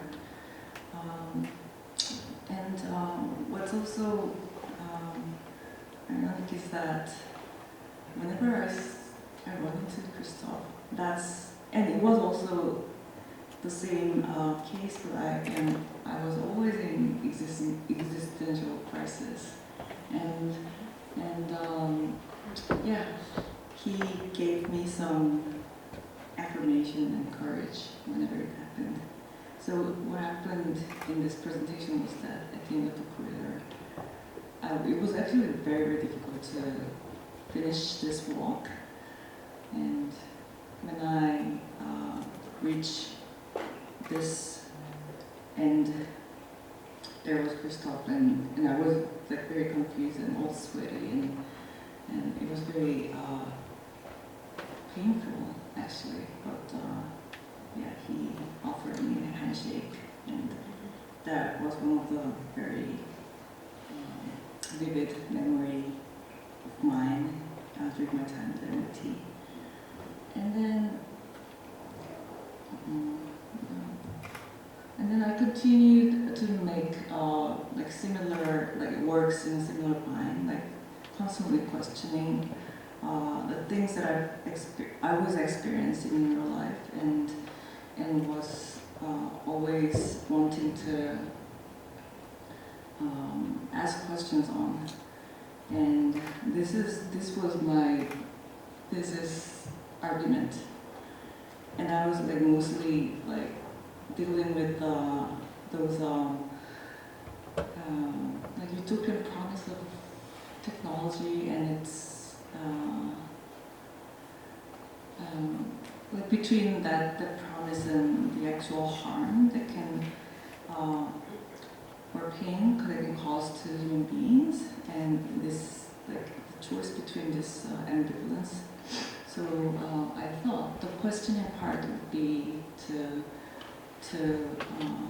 see this ambivalence from a different perspective, and by repeating this process of questioning with more questions, I could be more stable, stronger, empowered self, navigating through the technological recharged world. So yeah, what happened after the graduation was that I kept repeating those process. Sometimes it was through writing when the question was kind of like easy to kind of clarify and explore through language. I would just do that. But most of the time the questions are not very easy to be expressed in verbal language or written language, and I think that's when artistic language and methods can beautifully come in. So yeah, I've been spending time making, thinking about the questions, clarifying the questions through making mostly installations, videos, and writing stuff. So that's it.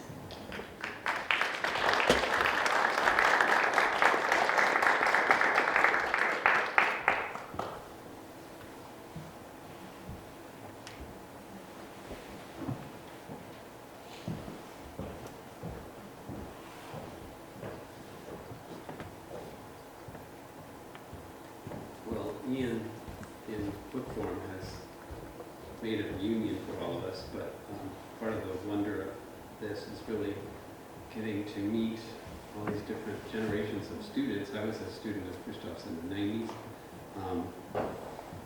Sometimes we've met each other before. Marisa, Morán, Jane, somebody that I met a few years ago. We were out with Krzysztof at an event at the Walker, but this bringing everybody together is really, it's really energizing for me.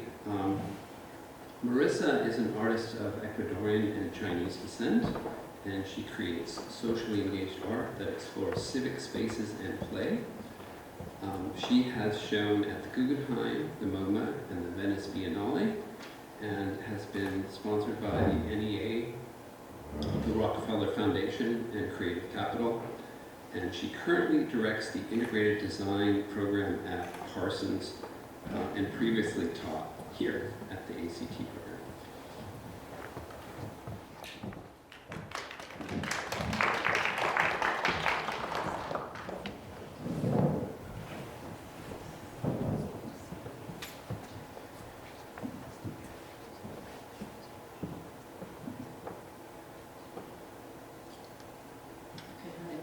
So by way of introduction, I have two projects and then I'll elaborate a bit more on the third.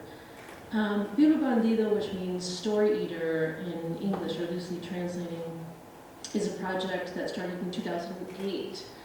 And I got to know this community in rural Honduras that invited me to come and collaborate on a literacy project. It's a low literacy community of about 400 people in the mountains, and what we created in 2010 is this character, and the legend around him is that he eats stories, and he's so hungry for stories that he pesters little kids until they write and offer him stories.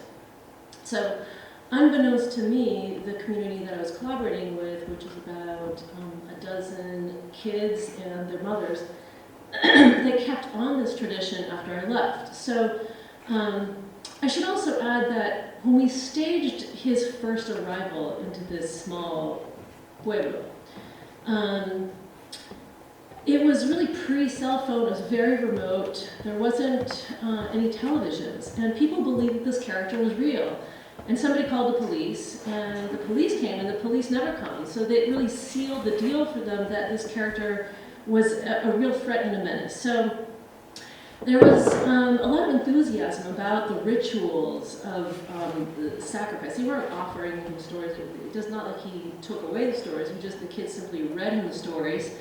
But after I left, the kids and their mothers kept on this tradition where in every month, the first Wednesday, they would create new stories and episodes and characters, and they would enact them with one of the 19 participating communities.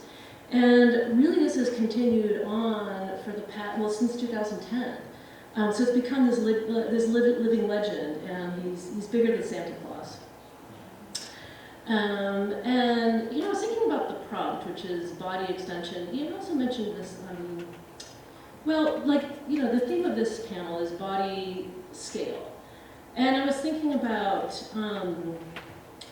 this, and I feel like my work is between the body and the fantastical. I love larger than life.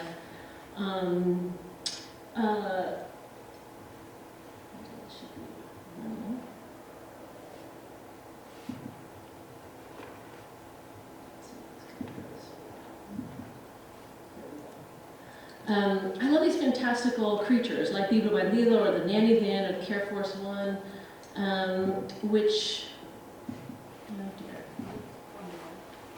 No, actually this is running from the desktop. But anyways, the second vehicle is the Care Force One. And these emerged as, they were mobile studios that kind of animated what is also still a 15-year-long collaboration with the National Domestic Workers Alliance, in which we're creating artwork and resources and films, and now an architectural project with Rafi Siegel, who's here in the audience. It kind of animates. It's this galvanizing, exciting thing around which people gather. So I'm going to talk a little bit more about the Hoopsicle, which is a collaboration with Rafi. And this is how the Hoopsicle works. It's a roving vehicle, and it has 3 hoops on the side. And it emerged out of a residency that I had with the National Public Housing Museum, which is based in Chicago, opens in the spring. And in my residency, I was reflecting on my experience in living in public housing, which is actually after I graduated from MIT. I moved in with a friend of mine in New York City. It was one of the few places that I could actually afford. It was in the middle of the crisis, economic crisis. And it was the first place that I had lived where there was multiple generations living together. And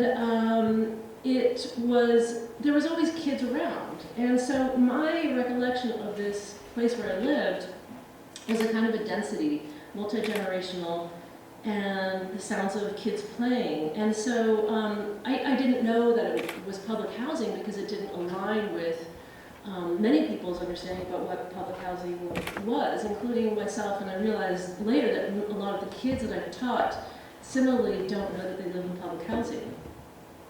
So it's been a really felicitous relationship and fruitful, and there's really a lot of touch points that I think are quite meaningful in that enduring relationship. These are ambassadors, 3 of the 8 ambassadors who themselves are public housing residents, and they both will share almost like docents when the museum is open. And they also are, we did a collaborative training where we talked about ways to animate the Hoopsicle. In Chicago, it had particular resonance. I learned later that 1/5 of the residents identify as Mexican, and a lot of times when they see the Hoopsicle, they say, "Oh, el aro azteca," which means the Aztec hoop.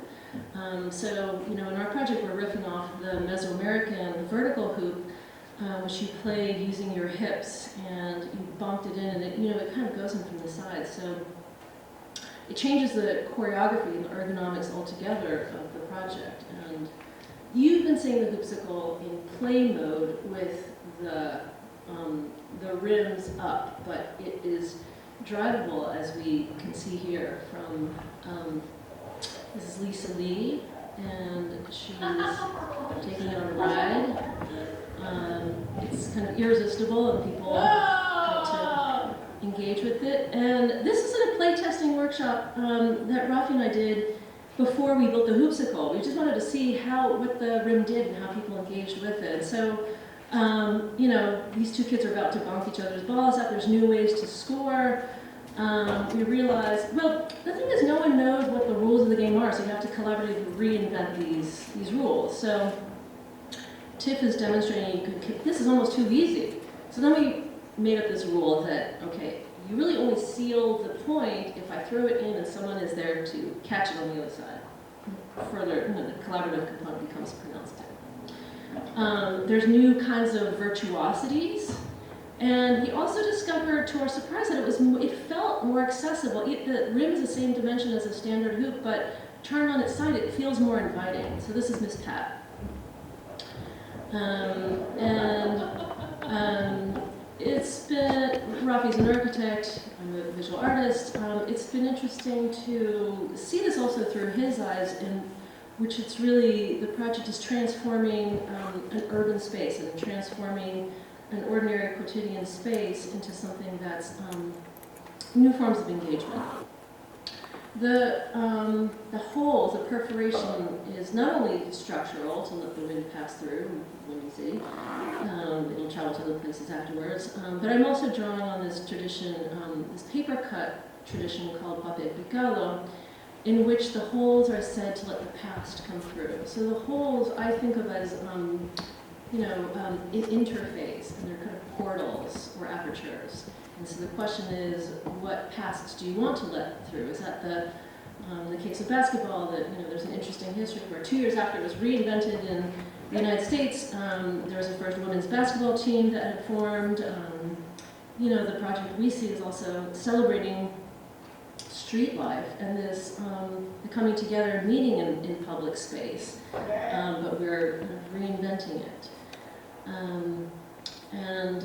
The court, which really came out of understanding how people engage with the hoopsicle, came, we call it oops, and to create the oops, I created these oops suits, so that as we're painting the court, we become part of this, the lines, and it's this kind of cinematic drawing and painting at the same time. So we're in it. This is the view from above, but then the footage I'll edit later is as if you're looking, you're in the painting.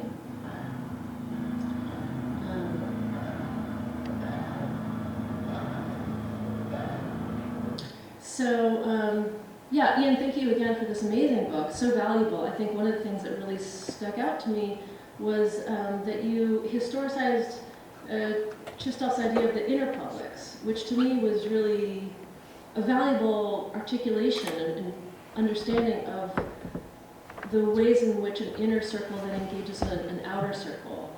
And the other question that I've been thinking about as I'm reading the book is, Krzysztof, you suggested this question about do we move away from or beyond interrogation and questioning to affirmation of something. And to me, as I was organizing or thinking about this project, I was thinking, well, for me, that shift becomes an affirmation through, for me, our enduring relationships with the communities with whom we work. So, thank you.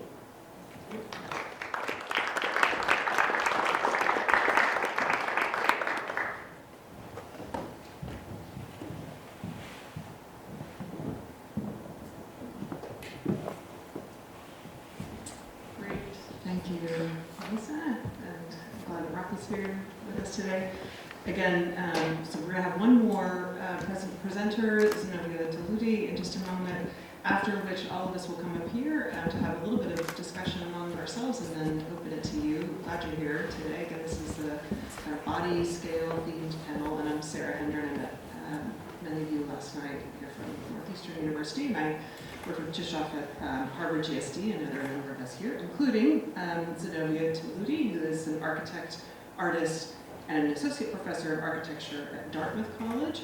Her work bridges art and architecture, addressing human disconnection from nature and community through interactive installations that blend digital and organic media. So she'll talk about some of that work today. It's been shown at many places all over the world, held in the permanent collections at Aristotle University and Thracian Pinacoteca. So I'll welcome Zenobia. Thank you.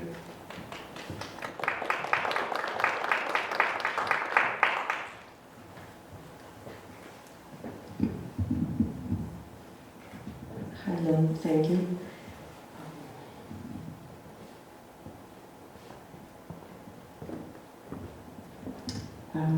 I had the privilege of working with Krzysztof Wodiczko at Harvard GSD as a teaching fellow in his seminar and having him serve on my doctoral dissertation committee. The increasing prioritization of ethics and democracy in design underscores the urgent need to address the risk of bureaucratization. Krzysztof Wodiczko's critique of bureaucratic aestheticism reveals how ethical aspiration can lead to rigid frameworks that stifle creativity and responsiveness. Building on Wodiczko's concept of interrogative design, I view design as a platform for democratic experimentation. My work focuses on small-scale architecture that engages societal rituals, amplifies marginalized voices, and fosters meaningful interactions with communities. Through projects like Free Show, I explore how bodily engagement fosters negotiation, balance, and cooperation within shared environments.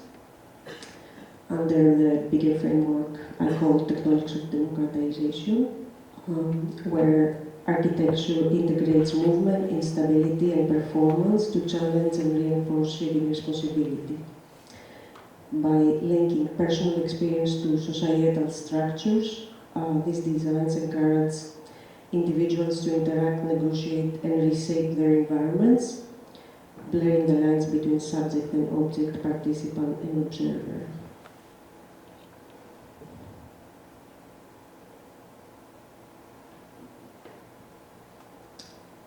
Architecture as a transitional object, in the Winnicottian sense, as Wodiczko often refers, becomes a platform for processing both individual and collective conflicts, anxieties, and aspirations. Using a sort of psychoanalytical approach, these designs create spaces that encourage reflection and transformation, allowing users to negotiate their internal and external realities.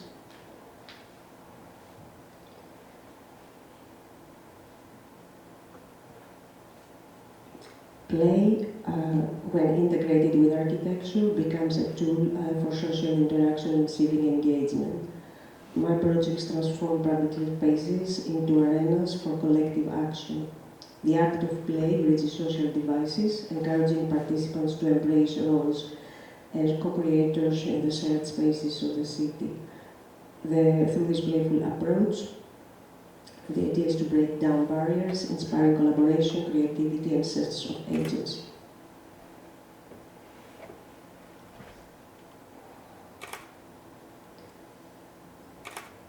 Through Speak, Listen, Act, I create a theoretical framework that connects architectural forms to democratic processes. By emphasizing verbs and modular structures, these works promote civic participation, empower individuals to claim agency, and facilitate dialogue within shared spaces. In a similar way of how Richard Serra's verb list has served as a guide for his practice and future operations, these projects, together with their verbs, function as a thinking device for architectural, artistic, and civic operations within public sphere. Architecture becomes a performance, an encounter, or a platform that fosters inclusive participation and bridges gaps in representation. This design approach invites individuals to engage with their surroundings in ways that challenge the status quo, nurturing a participatory and evolving relationship with the city. Thank you to Krzysztof Wodiczko for your generous contributions, for sharing your visionary ideas and concepts, and for connecting with us all on a deeply transformative level.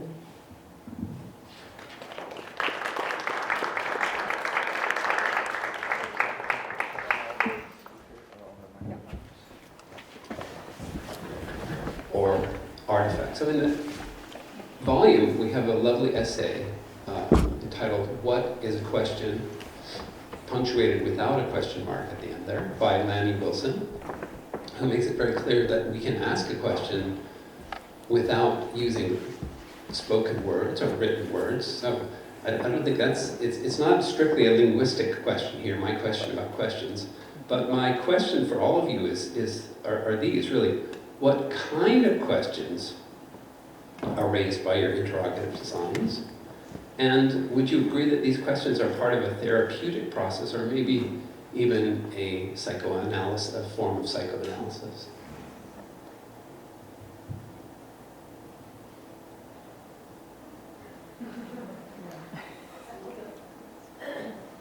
Well, I do love that essay about, and that's in the book, what is a question? It's so interesting, and I think, I think broadly speaking, there's a self-reflexive nature about asking a question through some of these works that we see, where it's just asking, or just like affirming that one can question and one can push back and one can be critical. I think that there's a broader, because there's almost two levels or multiple levels of questions, right? I think there's a broader self-reflexive itself question, and then sometimes I think I have very specific questions, like in the case of the hoopsicle. For me, it raises this question about, well, what is this relationship between joy and recreation and play and public housing, which I know what it means for me, but then I posed it to the museum ambassadors during our training.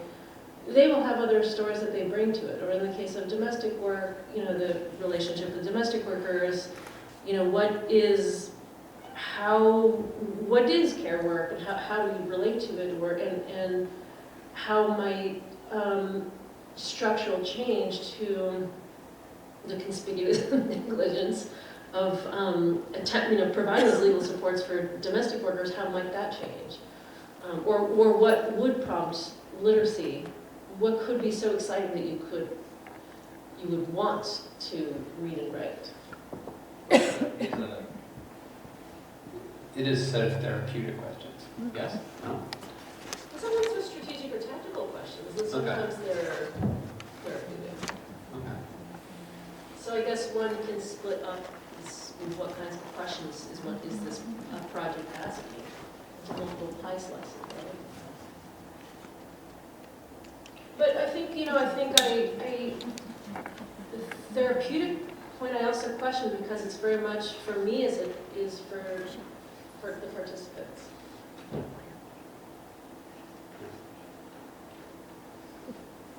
Anyone else wants that? No, good. Thank you. Thank you for this question, and I love your response, Marisa. I would take a more structure-oriented approach, perhaps the possibility of space or structures to offer some therapeutic aspect into our world. By allowing us to connect our internal realities with the external realities, and allowing us to be free in these spaces, and that these spaces become sort of safe spaces. And I think for psychoanalysis, you would need a good psychotherapist, or having a language. I have a friend who says, psychoanalysis can happen only in French language. So again, building a sort of specificity through a kind of visual vocabulary language around these topics would help these processes. Is this one on? Yeah. To Kelly's work, that was me laughing out loud in the front row, watching Blendy, because I've seen that video many times, and I laugh out loud every time I see it. And I guess I'm thinking about your comment that our machines also instruct us. So I guess thinking about this psychoanalytic I think very often people might think like, well, maybe a therapeutic object is downstream of the cognitive that's happening upstream, and so it's a reflection of that. But I think in your work in particular, there's a way in which the object doesn't end run a little bit around your cognitive mind and is doing that instructing work by being so somatic that it, and I wonder if that sounds true to you and if you have anything to say about that vis-a-vis Warren's question. Thank you, Sarah. Yeah, thank you for the question also and your answers. And I was about to say something similar, so thank you because you said it really well. The kinds of questions that are being raised are questioning sometimes the answers that are being prescribed and sort of almost like hypnotizingly fed to people and in a big scale, and to be able to say, hey, like, why is it important in 1997 that people start to have these secret devices in their pockets that let them be accessible by their boss and let them forget where their kids are because it's in the device and they don't have to remember?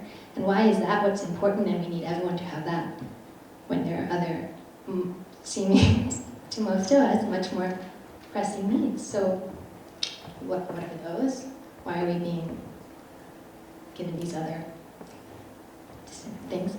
And then the somatic, like now, therapeutic treatment is actually really foregrounding somatic work now.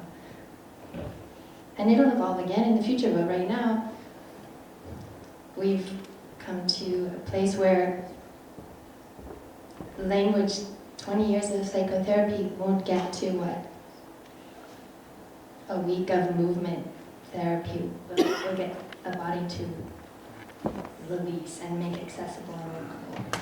So machines are always somatic. Everything, we're somatic, we have bodies, everything we engage with is engaging with us on so many affective levels and meaning levels that we're not kind of trained to pay attention to, but could be more so. For me, Kelly, your comments actually bring up another genre of questions that we see threaded through many of the works, which is almost Socratic questions, questioning the common sense. And that's where the cultural and the political become much more prevalent. Like, we're being fed these answers. What does it mean to question the answers, really? Yeah.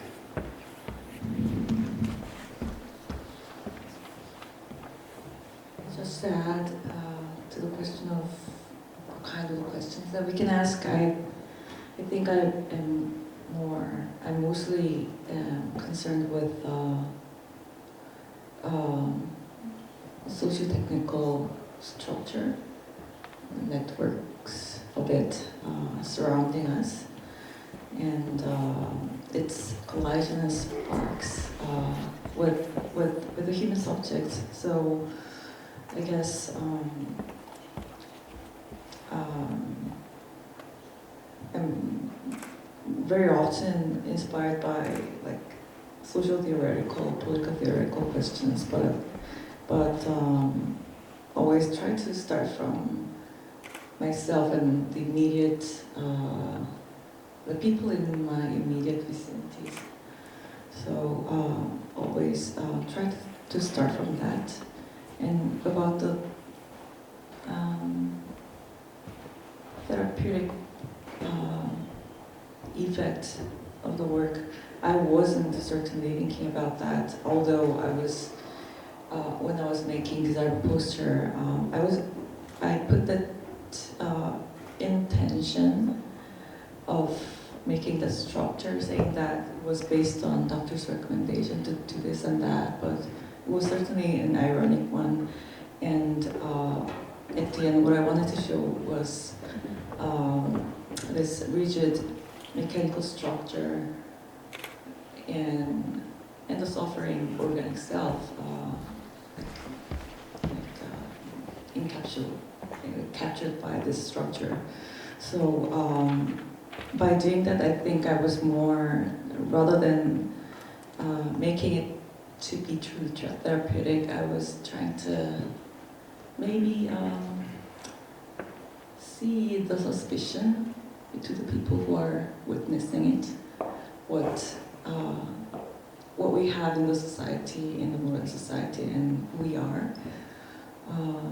But these days, I guess that's been like 15 years old, and these days I'm like, among many other questions that I'm like suffering from. I am also curious, interested in mental health, the phenomena of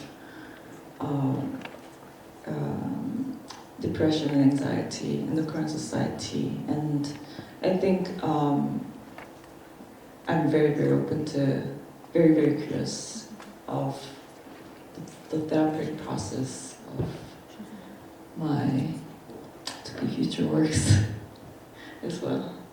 So it was more of a thinking process at the time, but it's evolving.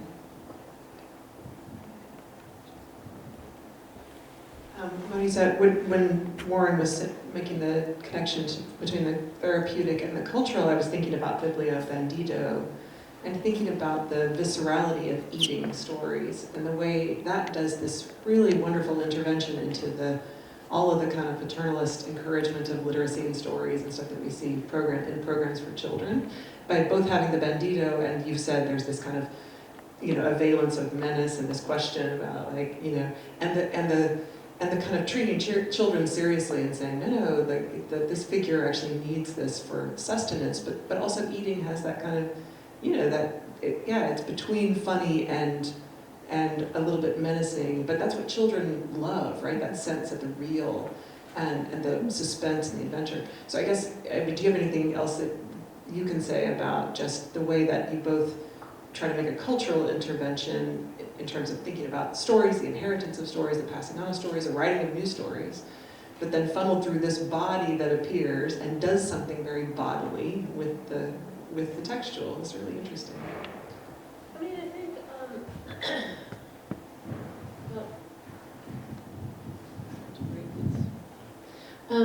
I think we're all Biblio Bandido. We're all hankering for a good story. We kind of crave something to transform us, and it's this, layers of alimentation, right? It's not only bodily and somatic, but it's also intellectual, or transports you, and I think, I think of 1001 Nights, and this idea that there's, the structure of it is a frame tale. It's a frame that tucks other stories in between, and it's this kind of never-ending sequence that there's a victor in the end.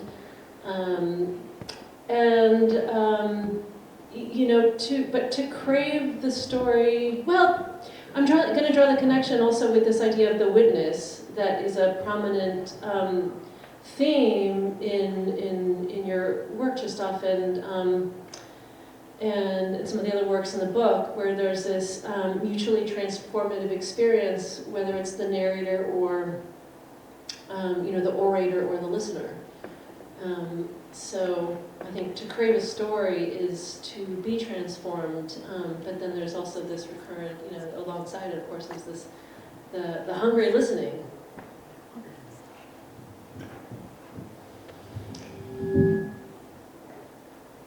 Just pausing in case folks want to add to any of that. Okay. So I actually anticipated your other question, Morán. Do you want to pick up a little bit more on that? That starts with Biblio Bandido and Lacan and so on, or? Well, I think we should move to your question about the body. Okay, so feel free to embroider on this, Morán, but each of you makes work that we've talked about already, where the body shows up in public or in shared space, so public broadly defined. But that, as you've said, there's there's not a straightforward role either of the therapeutic subject, either in participant or observer, and the mix of those things, but also not straightforward in modes of protest or in modes of the soapbox announcer, you know, so it doesn't have that linear, when we talk about parrhesiastes, sort of prophetic speech, it's not as linear as I have something to say and now I shall be heard. You know, it is something more refracted and more sort of telling the truth slant, as Emily Dickinson had it. So I wonder if you could talk a little bit more about the way the sight of the body motivates the work that you do toward that uncertain end. I mean, I think that is the artful gesture finally, that it doesn't have that one-to-one. I have a message and now I shall deliver it. There is this body that shows up. You have some questions at hand. It's indeterminate. Like where does that come from? You know, is it an artful kind of instinct as opposed to a designerly one? Is it something in the middle? Some of you have training in architecture and the more kind of practical, useful arts. But why does the body make possible those other modes of being in public that aren't determined?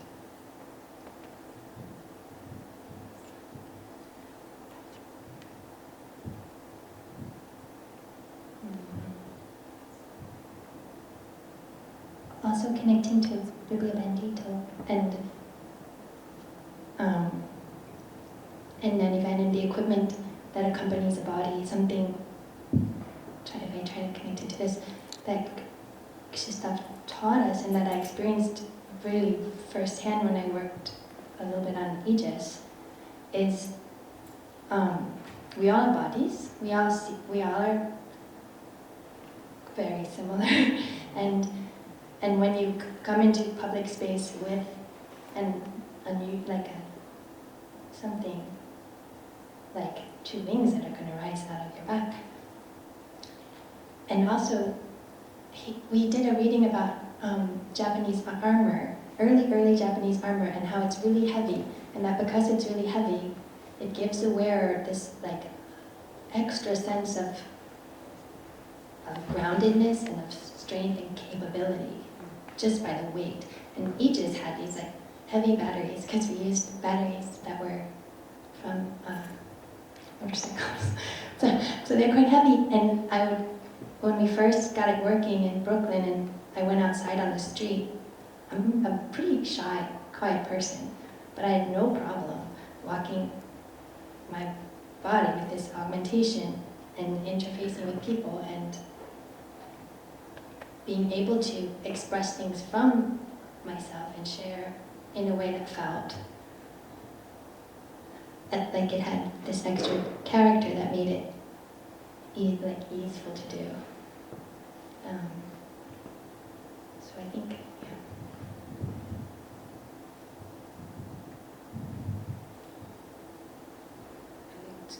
To me, body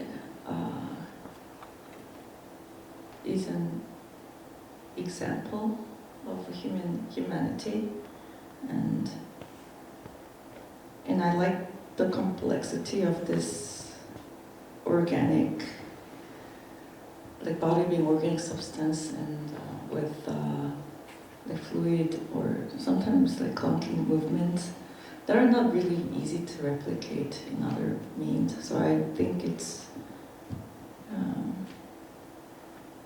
interesting as a material. So I guess, so I like when I'm designing my work, it's always just an element in the whole picture. But then I also understand that it's very necessary that, especially when my body is being presented, there's a very specific like ways of perceiving this body as an object, as a tiny Asian woman. I don't know. It always had that connotation. So at one point, I kind of like became very careful when I'm including my body self in my work, and try to be very selective. But essentially, I think it's a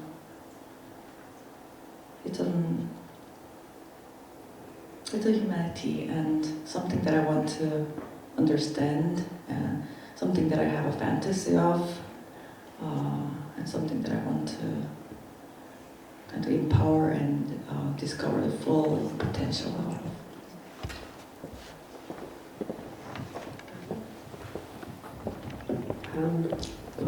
For me, the body, the discussion about the body starts from architecture and the kind of buildings we experience, that most of them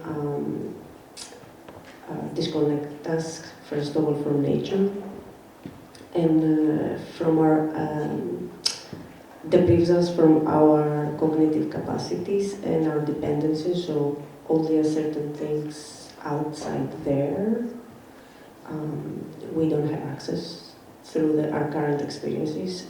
But not only just in relationship to nature, thinking of Muntadad's text and work on hostile architecture out in the public space. And so how can we make structures, spaces that allow the body to connect to nature, to others, to ourselves?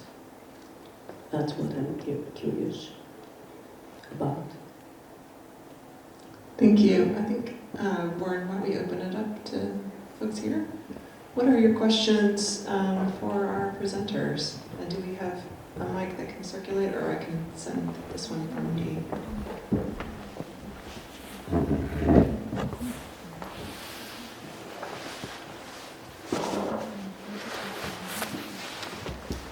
I see a couple of hands here. Sohin, I would like to direct the questions to you. I'm here. Your project is very dynamic, extremely dynamic. When you presented how you were walking in this exoskeleton. And after, you presented the process of thinking. And some elements, for me, are very static. I sense that you were filtered by your emotional side or the lack of courage. I'm sorry that I'm naming this way, but your project was extremely dynamic. So me, as a professor in biomedical engineering, I would like to present the complexity of the problems, of life problems.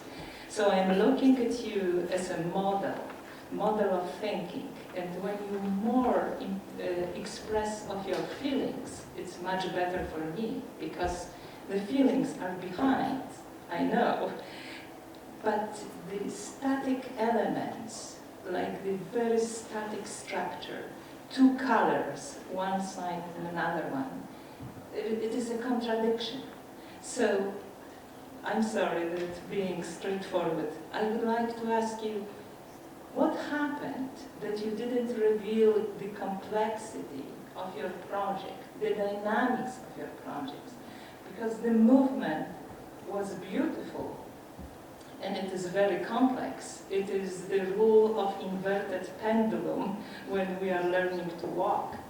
So, please.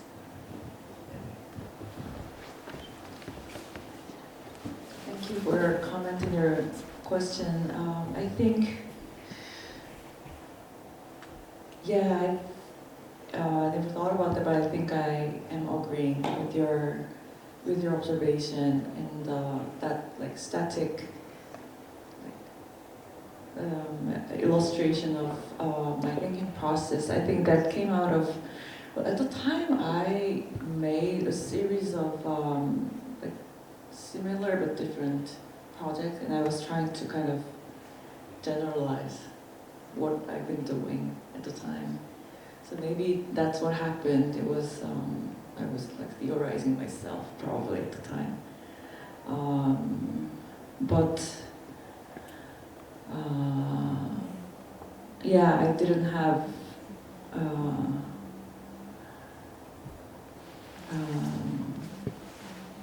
it's very true. I didn't have enough time to reflect on my feeling at the time.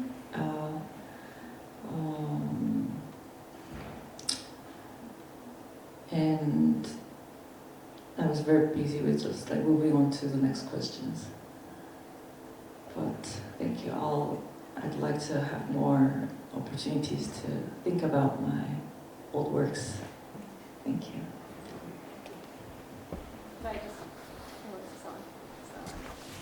It's on?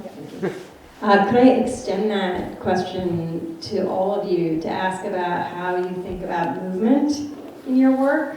You talked about the body, but you didn't talk about what comes out of the body, which is the dynamics of actions, transactions, interactions. And I'd love to hear how you think movement plays a role, and also how you think about design of objects affecting our movement in perhaps the reverse way, just as you talked about attentional and decision-making that's being affected, whether we like it or not. Our actions, as we see every moment of every day, are also real-time being changed, whether we like it or not.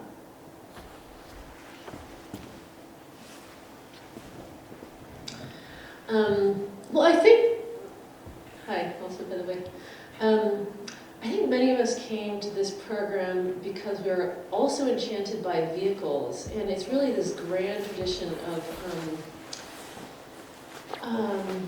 going out in public space. And there's this amazing zine by Temporary Services, and it's called Mobile Projects, and it just, it's like mobile churches, it's like this kind of categorical, anyways, it's great. I think about this, the reception around the nanny van was, my intention also was that I'm meeting them in public space where they are, going to them. Vibra Bandida was this, it's like kind of captured people's imagination that this character could be like anywhere. It could be showing up on your doorstep. He's roving, who knows where.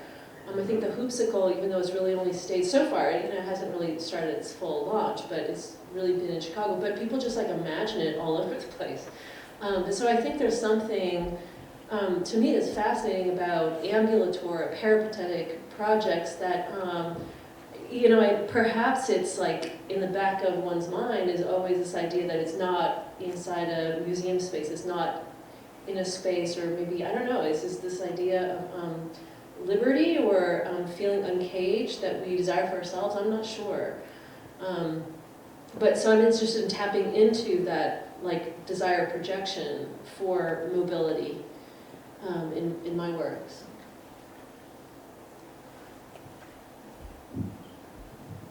I don't know if you said this just now, but also you had spoken about by turning the hoop, people have to use their bodies in a different way, and it opens up a playfulness and oh, I can do that, I think maybe, I'll stick to myself, but I think it might be all of us be following in the tradition of interrogative design.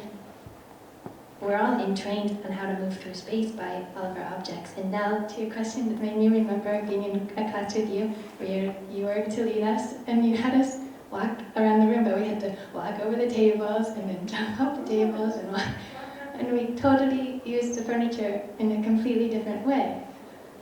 And I think like using the blender in a really different way helps disrupt the hypnosis that we all have of like, this is what I'm to do, and I don't even question it. It's just a habit. I move this way because of course I move this way, but no, I was trained to move this way, and I can move many other ways, and that's important and playful and opens up.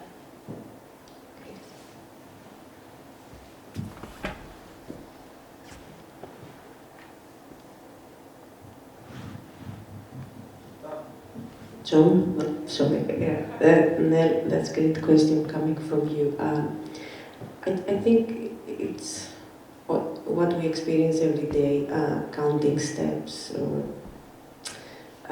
doing artificial things to create movement to our bodies. It bothers me, but anything, architecture, structures or objects can change or our relationships with each other. I think all kinds of different types of movements, but then I think we'll reconnect to this therapeutic question. free seesaw and what that does for the bodies. And even last night, Krzysztof mentioned, I don't remember the exact phrase, but apparatuses for listening. And I feel like just by sitting with someone on your free seesaw, your way of listening to each other would completely change and be heightened in a way that brings in a body communication that is often sort of like pushed out. Thank you. See one here and one here. Hey, yeah. Oh, wait, Krzysztof has a question? Yeah, has a comment. Hey, I wanted to ask you guys about the maybe unintended consequences of implementing some of your designs. One of the things that I absolutely loved with this idea of a blender having consequences that are not necessarily intended, like you press the button and this kind of like violent interaction occurs and it wakes the baby while it's making the smoothie, and so the smoothie is the intention, and there's all this sort of other externalities that are happening as a result of this sort of interrogative process, or this hypnotized process of like doing this kind of interaction that's very sort of face value, face layer, easy to do. And I'm wondering if in any of your other projects, in any of the projects of the panel here, you guys have experienced something like that, where you've implemented the project with an intention of how it's supposed to be received, and people just totally went in a completely orthogonal direction to what you had envisioned for what the project was. Thanks.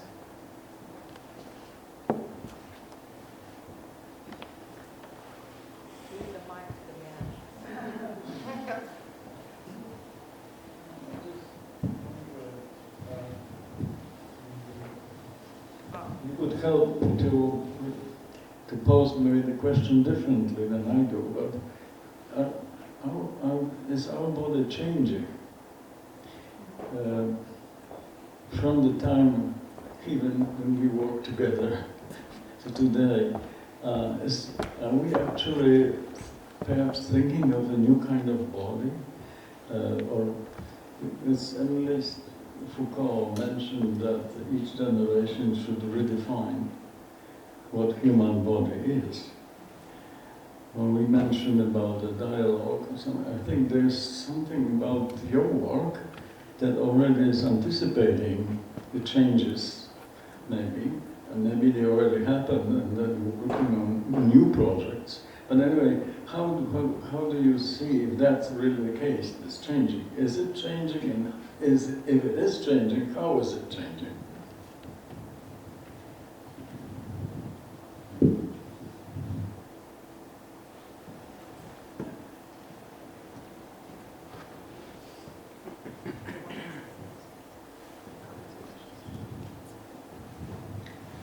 Thank you, that's a great question. I'll just start, but nothing more as we go. For sure we're changing. So how is it changing?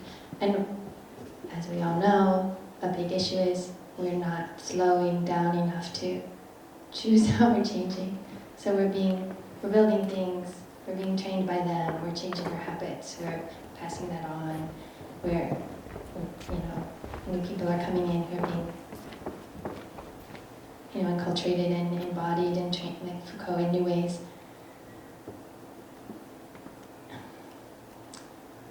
So I don't. It's a really important question because it's a really current, necessary thing to say. How are we changing? And we have choices even with how the use of AI will change how we think and how we find meaning and embody and make sense. Like AI doesn't make sense, it doesn't have a body, but it gives us these reflections, and what it gives us is going to change how we make sense. And that's the most important thing happening, and it's not being led by artists and philosophers and people who are thinking deeply about it, it's being raced to gain market share, and we need to make interrogative designs that are using current tech capabilities to say that's not how I want my body to change, that's not how I want being together to change. Let's have other things. I mean, I wonder if I can just connect it to this other question that you raised about unintended consequences. And so like in Blendy, right, you were saying, now that I'm seeing the playful use, inverted use of Blendy, I'm thinking about unintended consequences, whether it's the waking of the baby, right, and everything that stands for. That it is the space of play and indeed of humor. I think that's where it gets levity and lightness, really starts to break apart, whereby then you can see things, externalities we call them, right, that you hadn't seen before.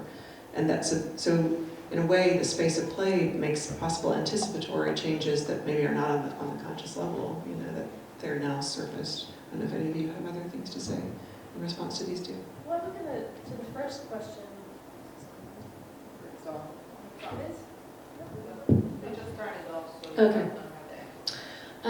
To the first question, I think like all my projects have, I love surprises, and I feel like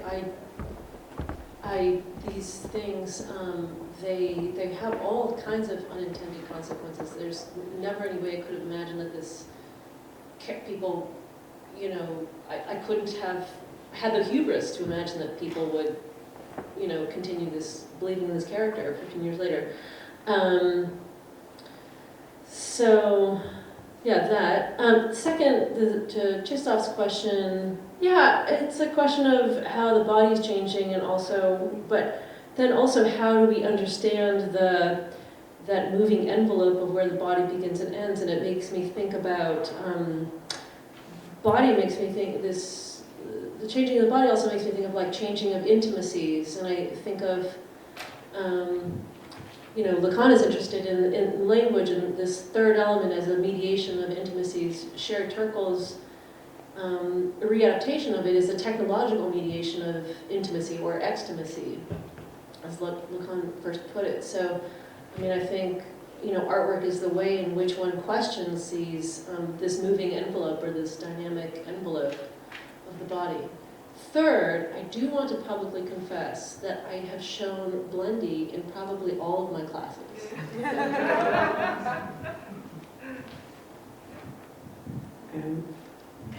Krzysztof, your comment is really to the point, and some of us are lucky to work with students, and I can learn many things from them by observing them and the assumptions I have about their needs, or it's I don't know, it's a generation thing to what our habits and new generation habits. So how do we design, including these emerging generations that, the busybody or the off, they want to be off a lot. I hear the young people, and it's a nice day, we should be out. I don't remember myself acknowledging a nice day. So I think, yes, you're very right that we need to understand who we are now. Thank you.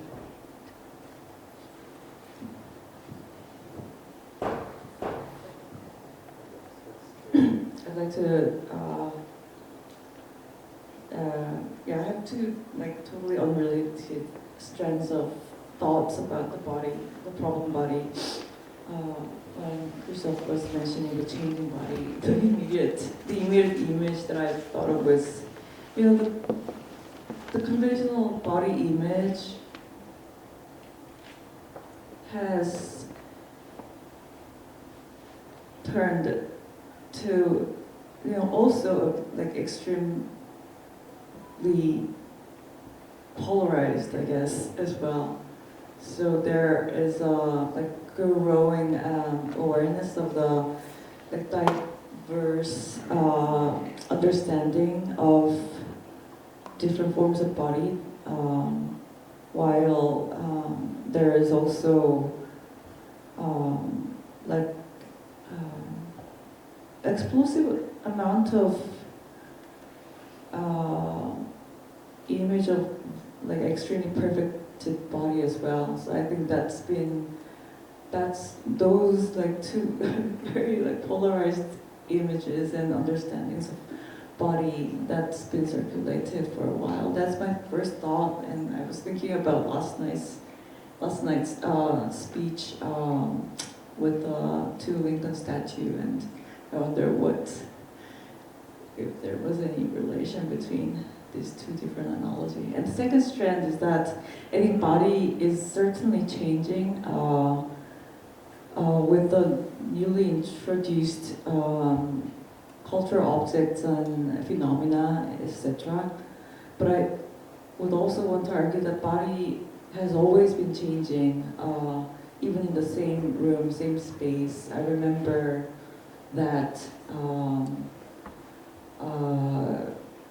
in this very space, when I was a student here, at one point we all tried to, I think the light was off, and trying to walk as slowly as possible to the extreme that your body is capable of. And I think several students have been just walking around this dark space, and that kind of changed.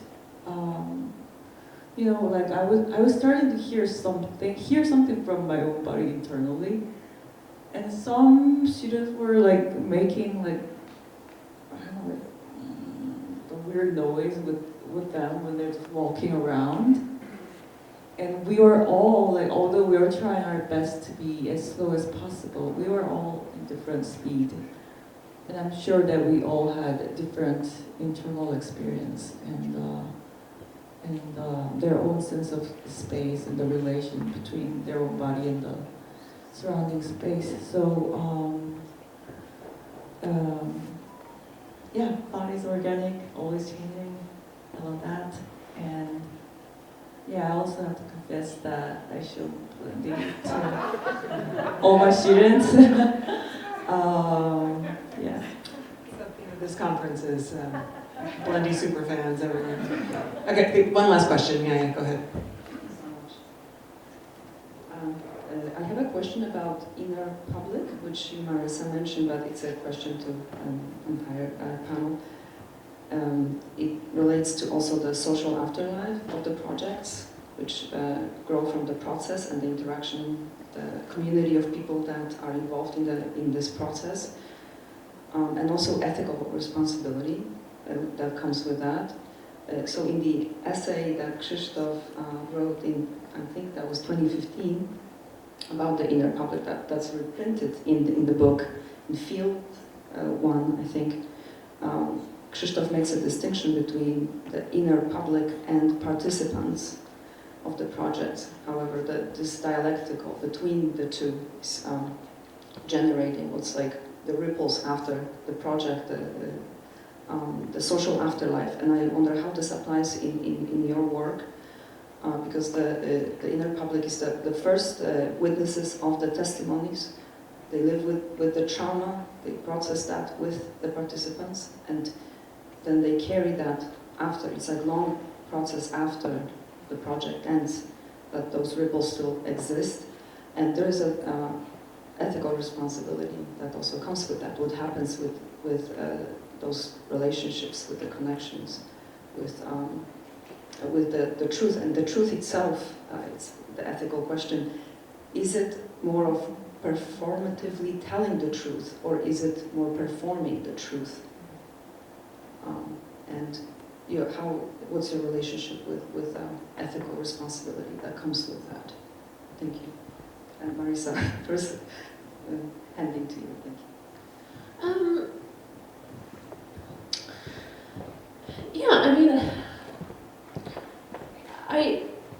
I have these really long collaborations with long-standing relationships with these groups. One has to be very careful about one's commitments because I know I'm going to keep in touch with these people. And I mean, in the case of Biru Bandido, it's like also like their nieces and nephews and it's everybody's family, and well, I mean, I think of it such a privilege and it's such an honor. And yeah, it's transformative. So yeah, I don't know. That's all I can. I just want to end on that emotion that it's obligation maybe, but I think it's so humbling to have this kind of communion. I mean, jumping back 3 questions back when we're talking about bodies, the body is a very specific, atom in the entity, and we all have bodies, but they're so, they're like entirely different universes. So to have that kind of communion through something that's artwork that is both, related to an issue that is urgent, but it's transportative, or it's fantastical, that's kind of ideally liberatory, is something that's, I guess it's akin to communion in the broadest sense, in the spiritual or religious or, interpersonal sense. So.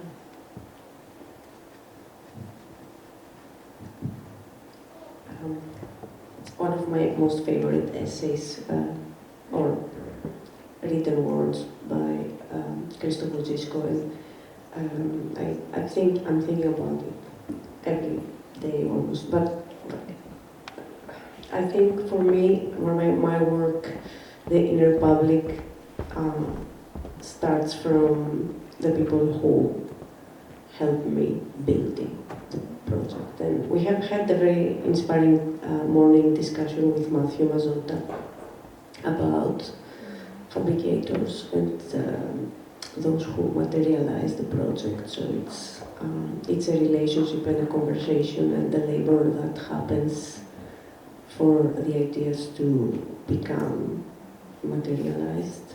And we're doing hands-on work on our own versus collaborating with others. For me, that's the first relationship of this inner public.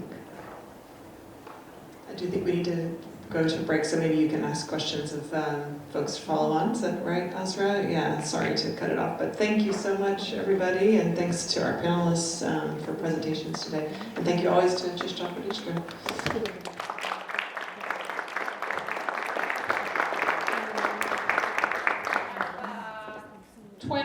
25-minute break. Thank you. Okay, our next speaker is Ian Wojtowicz. He uses data visualization. He's, of course, the editor of the book, Interrogative Design. He uses data visualization and participatory design to create discussions around cultural change. His work focuses on themes of futurism, historical dissensus, editing, and repair. He holds a degree in art, culture, and technology from MIT School of Architecture and is the editor of Interrogative Design, as I said, the volume that was just published on Wodiczko's influential design philosophy, which helped inspire this symposium.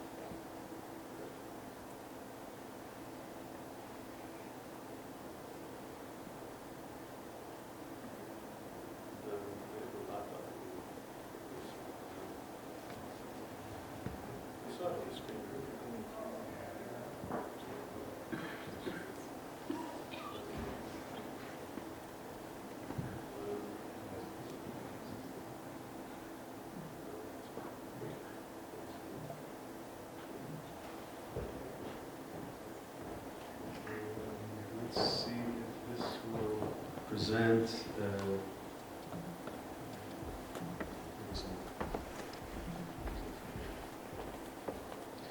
I wanted to show a couple of projects from the book, just to highlight a couple of projects with the mind of thinking about modifiability as a theme or lens for looking through the book and thinking about interrogative design and how it works in public space.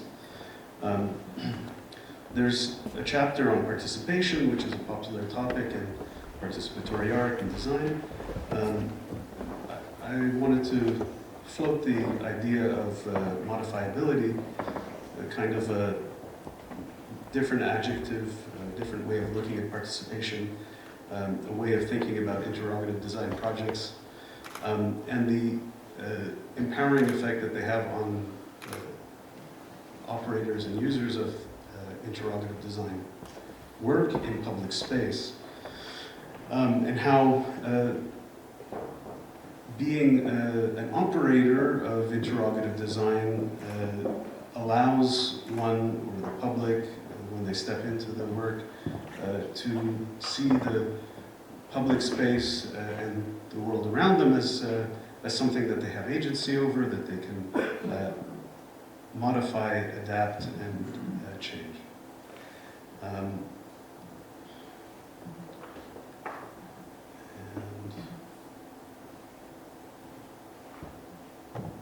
That's what's supposed to happen.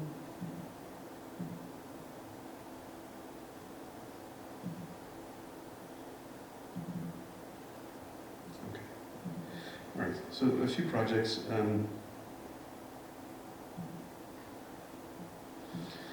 This is Gary Nagpal, who I'm not sure if she's here today, I haven't seen her.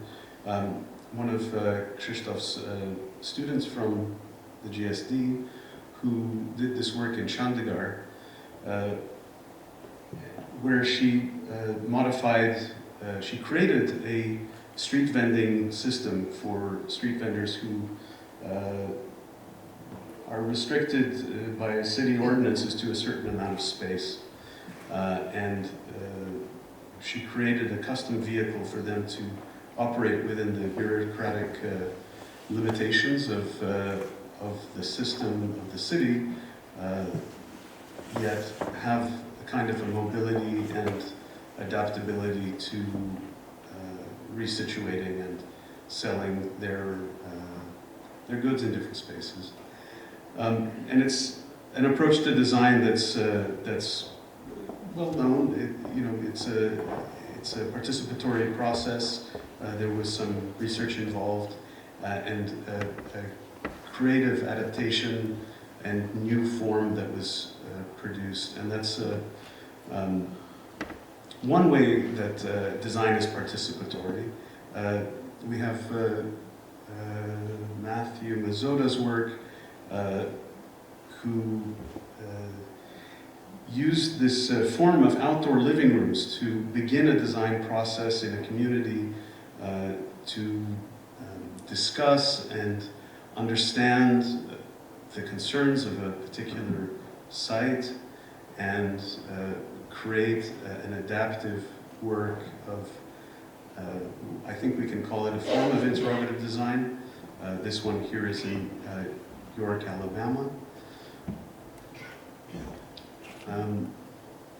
And a similar approach to participation and adaptability and modifiability of public space. This is Orkan Talhan, who was a PhD student here at MIT and worked with Krzysztof.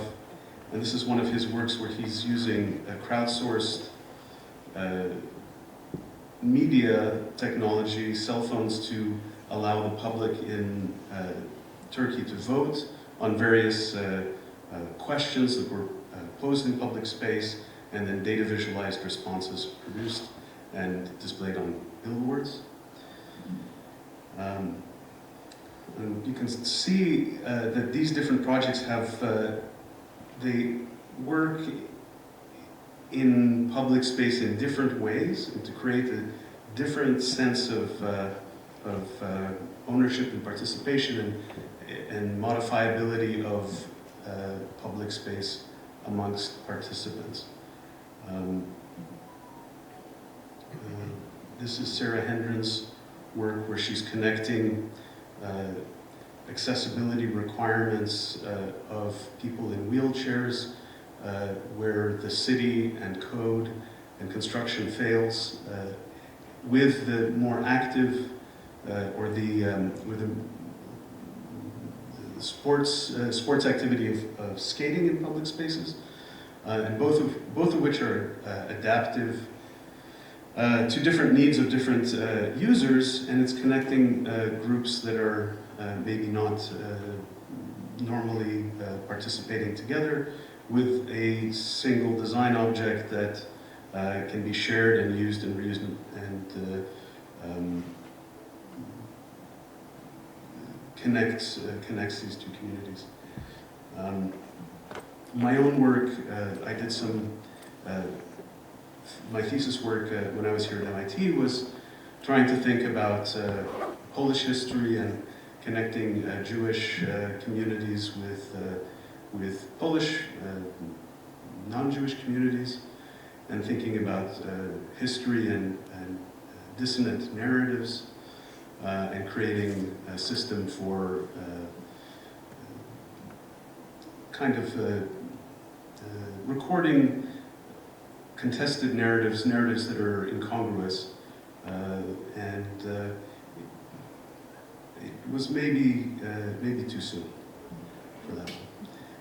And kind of a extrapolation of that project into the sphere of industrial design, creating tables that are mirror projected and disconnected in two community spaces, and where you have shared surfaces, objects, and texts perhaps that are shared between the two physical objects to create a kind of slow process of communicating symbolically, slow media that doesn't, that changes slowly, using the form of the table that has particular resonance in Judaism and is universal also.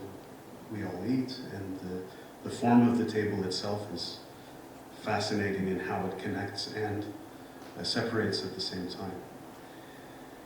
And lastly, I'll show one of my recent projects, work of media I'm still developing, using augmented reality to create a new way of drawing and drafting in 3 dimensions with phones and other devices, to make architectural massings and various kinds of 3D drawing collaborative and easier, and importantly on-site, out of the studio at a one-to-one scale where actual design for actual things may take place. And so those are a few projects that I think are important to think about how interrogative design, or beyond interrogative design, could work to help create more projects that make public space or shared spaces more modifiable, more easily modifiable than they are, and increase kind of accessibility and participation. There you go.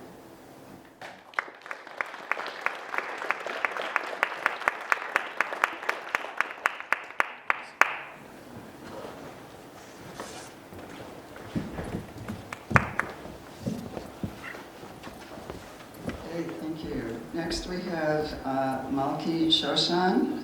She's the 2024 Senior Loeb Fellow at Harvard GSD and a 2024 resident at the Rockefeller Foundation's Bellagio Center. She is a designer, researcher, and writer, and founding director of the architectural think tank FAST, which stands for Foundation for Achieving Seamless Territory, that operates at the intersection of architecture, urban planning, and human rights. FAST's interdisciplinary work investigates the impact of systemic violence on people's lived environments and aims to promote social and environmental justice through collaborative initiatives and designs.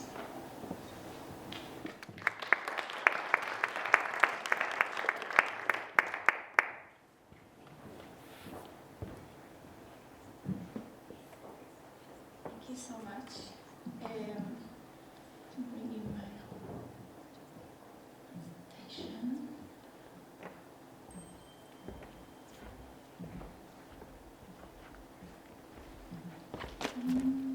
Where can I find it? Okay. So I might need also some help. Is that No. That's this one. Yeah.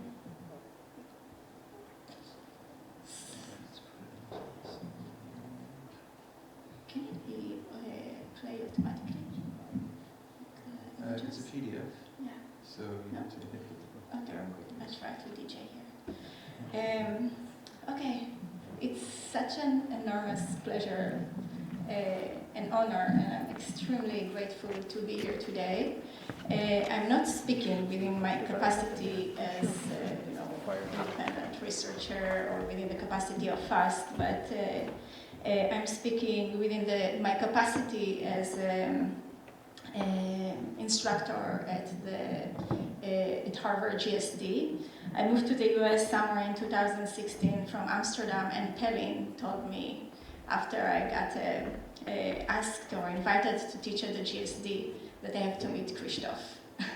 And it's as if also the former dean of the school heard Pelin. He invited me and he asked me if I want to co-teach with Krzysztof and join him at the Art Design and the Public Domain Master in Design Studies that he initiated. And then I got to know Krzysztof.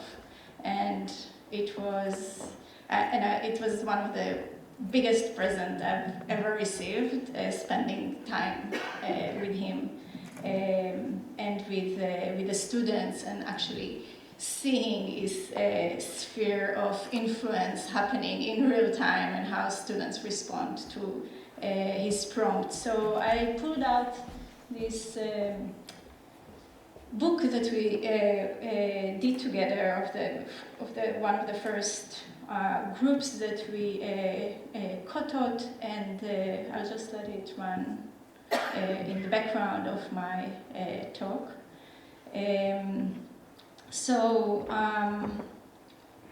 Let me see. So again, my commentary is about this co-teaching experience at ADPD and at the GSD with Krzysztof. The program enriched by diverse student projects that exemplify the ethos of the questioning of societal norms while interrogating art and design or integrating art and design with real-world social issues. My experience with Krzysztof primarily involved co-guiding our students' exploration and witnessing their transformation through the principles of interrogative design, all within an environment that emphasized experimentation, empathy, dialogue, and deep care for the topics they engaged with and for each other. At this time, I learned so much from Krzysztof's approach, which intersect intercultural communication and complexities in public space. His interrogative design urges people, and we heard so much about it and we've seen it, to encounter art and design in ways that disrupt or disturb existing perception, often through humor and absurdity. His carefully designed artistic intervention, whether performances, projections, speaking monuments, flying objects, or all sorts of wearable devices, humanize stories and deepening our understanding of shared experiences. At the same time, these actions are amplifying voices of the marginalized, from migrant narratives to war veterans and homeless people, all victims of extremely extractive and oppressive regimes that control and manipulate our minds and our lives.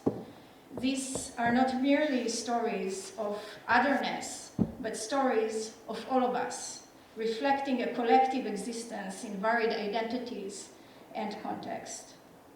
This approach was echoed in our students' work and their desire to engage with change and with activism through design. When I think of the approach of Krzysztof and his pedagogy, it brings to mind, at least to me, the work of Gloria Anzaldúa, particularly her book, Borderlands, which explores the complexity of identity as fluid, multifaceted existence. So Anzaldúa examines the notion of borderlands not only as physical territories, but as metaphorical spaces where cultures, languages, and disciplines intersect and interact. She articulates how individuals often exist within these in-between spaces, experiencing a blend of influences that keep shaping their identities. In this context, Krzysztof Interrogative Design aligns with Anzaldúa idea as it promotes us and our students to engage in critically with our environments and question issues that we are concerned about. With their projects, our students attempted to advocate for the exploration of identity that transcends simplistic categorization, inviting deeper understanding of the shared human experience that exists within the borderlands of our life. This perspective not only fosters empathy, but also highlights potential for innovation and transformation that arises when we embrace the hybrid nature of our disciplines and our being. Krzysztof's ideas surrounding ATBD, which may sound like an acronym for a police department, actually represented a brilliant framework of intersectionality. An intersectionality that, among others, is essential for architectural education. And in that sense, having his program integrated within architecture schools was not only a brilliant idea, but it was also it expanded the awareness and the consciousness of the architect. The ADPD program exemplifies this profound merging of art and design with active social commentary. And I'd like to share a few examples of projects that were developed in the program. Let's see if I can. Well, I'll just let it go random. So one project that I want to mention, and maybe I'll go quickly to the end, is a project by Jahn that involved mimicking the viewpoint of a rat. The students worked with Krzysztof to design a device that simulated the view level of a rat. She walked around for days with this long trumpet, having lens attached at the edge from this, and the camera capturing the world for us from this new viewpoint. This imaginative interrogative exercise prompted a funny yet touching insight into our environment, into interspecies relations that challenge what we perceive to be small, big, frightening, mundane encounters. So through humor, Krzysztof imparts a powerful tool for empathy, helping us reassess artificial borders and reflect on the absurdities of the human condition. Another project that I'd like to mention is a project by Daniel Shi focused on overcoming personal inhibition using design as a means of liberation. He created a shade-morphing wearable device that transformed his body contour, turning insecurities into flickering multicolored shades that allowed him to communicate with his environment with a greater confidence. In another project, I don't know where it is, let me try to find it, yeah, this one. In another project, another student, Eric Moed, questioned the narrow stories we assign to monument by creating a sleek marble box to contain card games that challenge prejudice through the collection or the collective interpretation of monument narratives. Another student in our group at that time, in this too, engaged with narratives around cyber feminism and cyber feminist perspectives. With that, she reshapes our understanding of gender, body, mind, and cyberspace, transforming them into arena of play and empowerment. This in-between, or the borderland in an interrogative design becomes the space where we rediscover ourselves in the most exciting ways. For example, another project that came out from this class is the project by Alicia, who wanted to write or share a love letter with her father, who was admitted to dementia memory care. And she designed it as a multi-sensory furniture that allowed her to connect with him despite his rapid memory loss. Let me see, sorry for flickering through this screen. Yeah, so, and I think that will be the last example of project that I would like to bring from this class. This is a project by Hannah Kim, and it's an activist installation, recreated the USCIS office with a global human rights organization. And her project was both activist and imaginative gesture that turned the USCIS acronym into the US Citizenship Initiative for the Stateless, in order to advocate for a recognition of stateless persons through art and design performances, but also through an intervention on policy level. So here design becomes an instrument of deep care, an ally in liberation, and a catalyst for social change, producing timely, pertinent, imaginative, and actionable attitude that are so much needed today in our world, in the world that become more and more polarized and divided. In 2020, amidst the global pandemic, our remote collaborative efforts included an attempt to bring together the work of the 2019 ADPD cohort in a book, which showcased the projects that I'm showing you here. Our conversation shifted to remote format, and then as the isolation continued, the need for reconnection and questioning societal norms increased. It was intensified by civil unrest due to the systemic racial injustice. The concepts surrounding arts, design, and the public domain became incredibly urgent. As we drafted the introduction of the book, we also included a postscript, addressing both the isolation we experienced and the protest around the murder of George Floyd, which was symbolized by Floyd's last word, "I cannot breathe." "I cannot breathe" was echoed by our next cohort of students who joined us remotely, enriching the in-between space by bringing their personal experiences and concerns into our collective conversation. For instance, Nadia developed a project addressing the state of corruption and the ongoing governmental collapse in Lebanon, while Angela documented the destruction of rainforests in Indonesia and their transformation into sites for real estate development. Carolina examined and challenged the migration caravans to the US and their impact on Latinx women.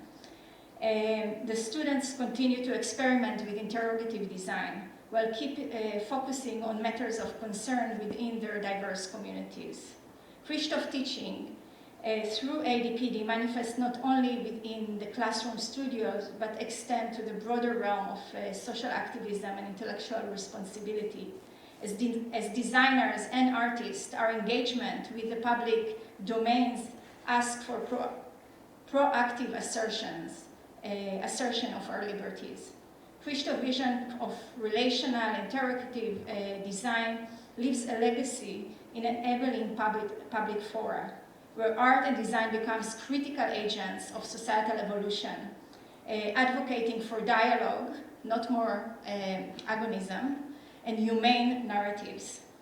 Krzysztof imparted personal, intellectual, and creative wisdom that intimately shaped our understanding of the mutable and borderless spaces we are occupying. And with that, it gives all of us agency and hope. So students, as he continued, referred to as a future public intellectual, carry forward and sprout these seeds of interrogative design, using art not merely for expression, but as a pivotal instrument of societal critique, advocacy, and imagination of a world otherwise. Thank you.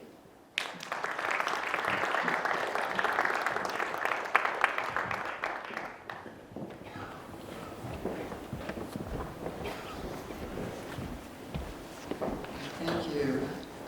Our last speaker is Dora Summer. She is the Ira and Jewel Williams Professor of Romance Languages and Literatures and of African and African American Studies at Harvard.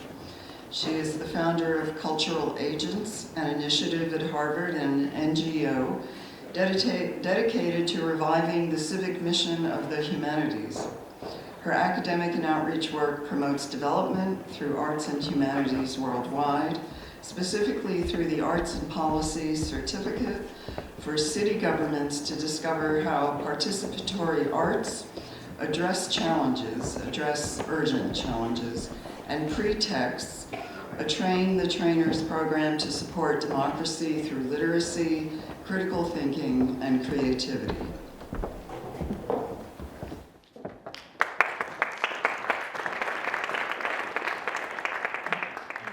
Thank you so much. Thank you for including me. I feel very honored in the company of Krzysztof and his distinguished disciples. I'm a humanist. I'm not an artist. I'm not a designer. But I have to confess that I'm worried about a decline in the visibility of the humanities. And I think there's a parallel decline in democracy, because arts know how to make interventions, but the humanities enjoy talking about them, listening to different interpretations, listening to different points of view. The pleasure of aesthetics, if you follow Kant, is not in the thing or in the event. It's the pleasure of reflecting on the thing and the event. And in that pleasure, we need to talk to each other. We need to enjoy different points of view. Without that enjoyment, how do we think about a democracy? So that's why I want to keep this space open in the humanities to connect with you, to make those interventions, and to invite people, as Krzysztof does, to talk to each other. And here we are. Okay? I feel bold just because I'm, privileged to be part of this group. I would love to talk about pedagogy.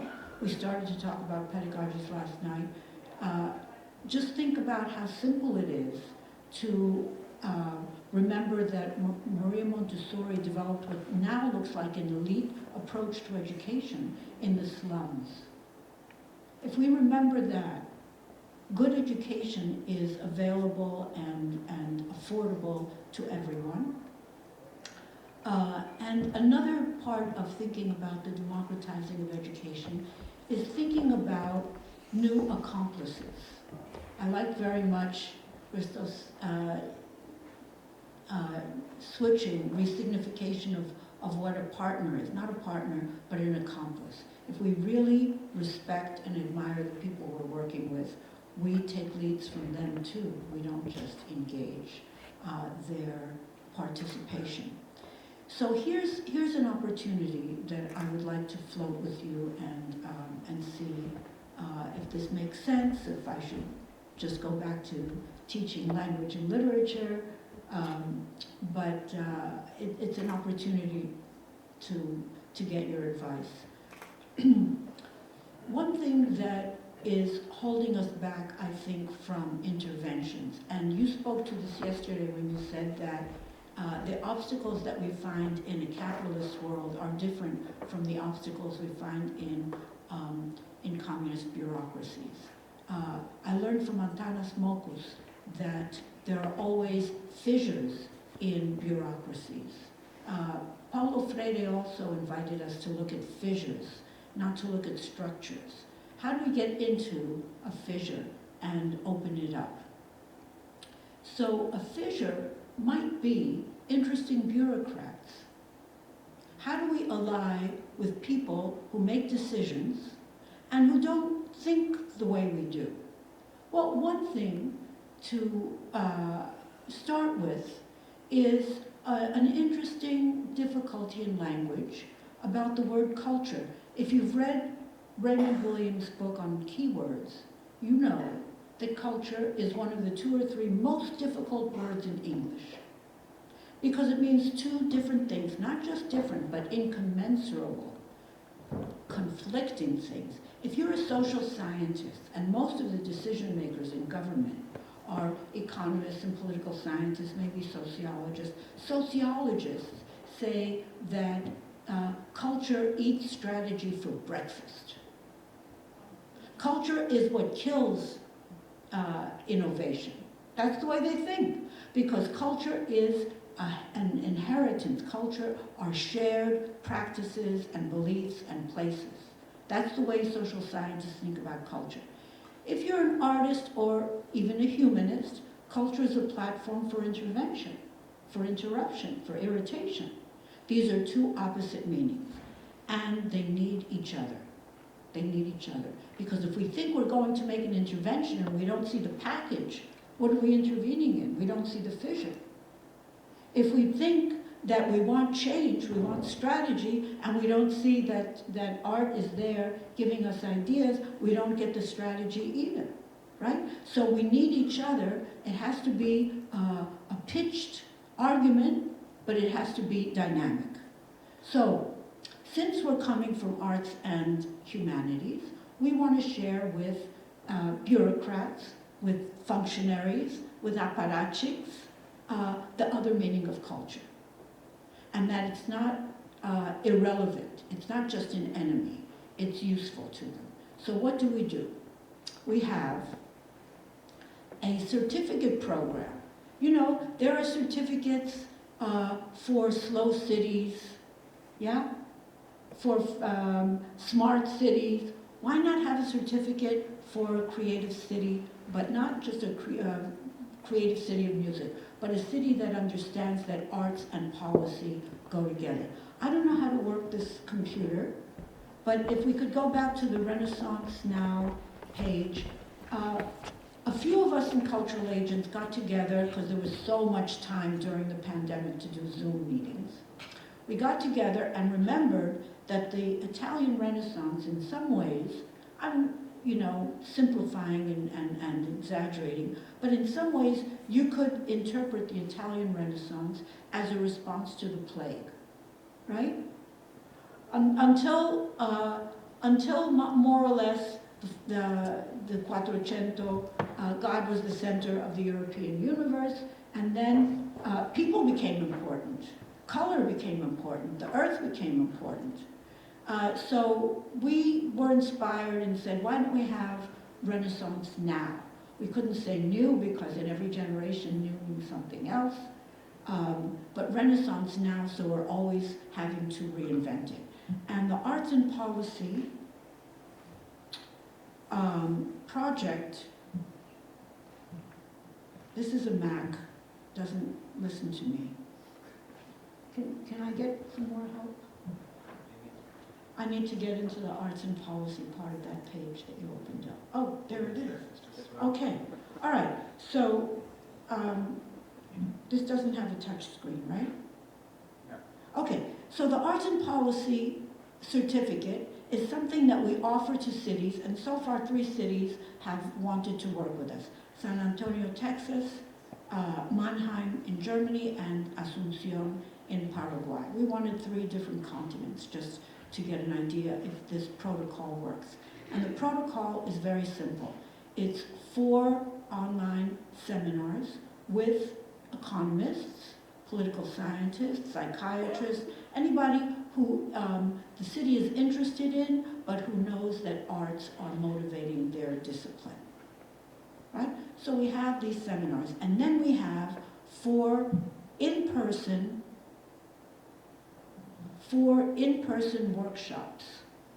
And the people in the seminars and the people in the workshops are representatives from different departments of the city government. Because if you have a problem like drug addiction, whose problem is that? Is that public health? Is it education? Is it police? Is it transportation? Or is it everybody? If you have a problem like suicide, whose problem is that? If you have a problem like violence in the streets, whose problem is that? If you look at any problem is complex, right? So to divide departments and to get them to compete for resources and for glory is not to address the problem. It's to continue to make a bureaucracy.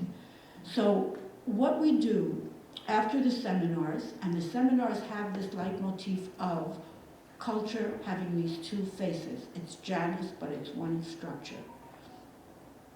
After the seminars, we land. I want to show you the San Antonio example. We land.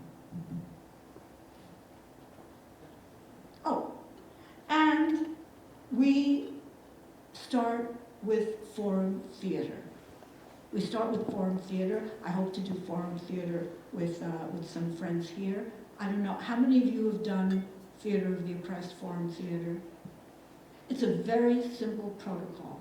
You've done it. Very simple protocol. Everyone admits what their most difficult problem is. And if you're working with city government, you want, problems about city government rather than your own personal problems, but they're problems that keep you up at night. Kids are committing suicide and I don't know what to do about it. People cluster around particular problems and they develop tragedies that they will improvise on stage for people in other clusters.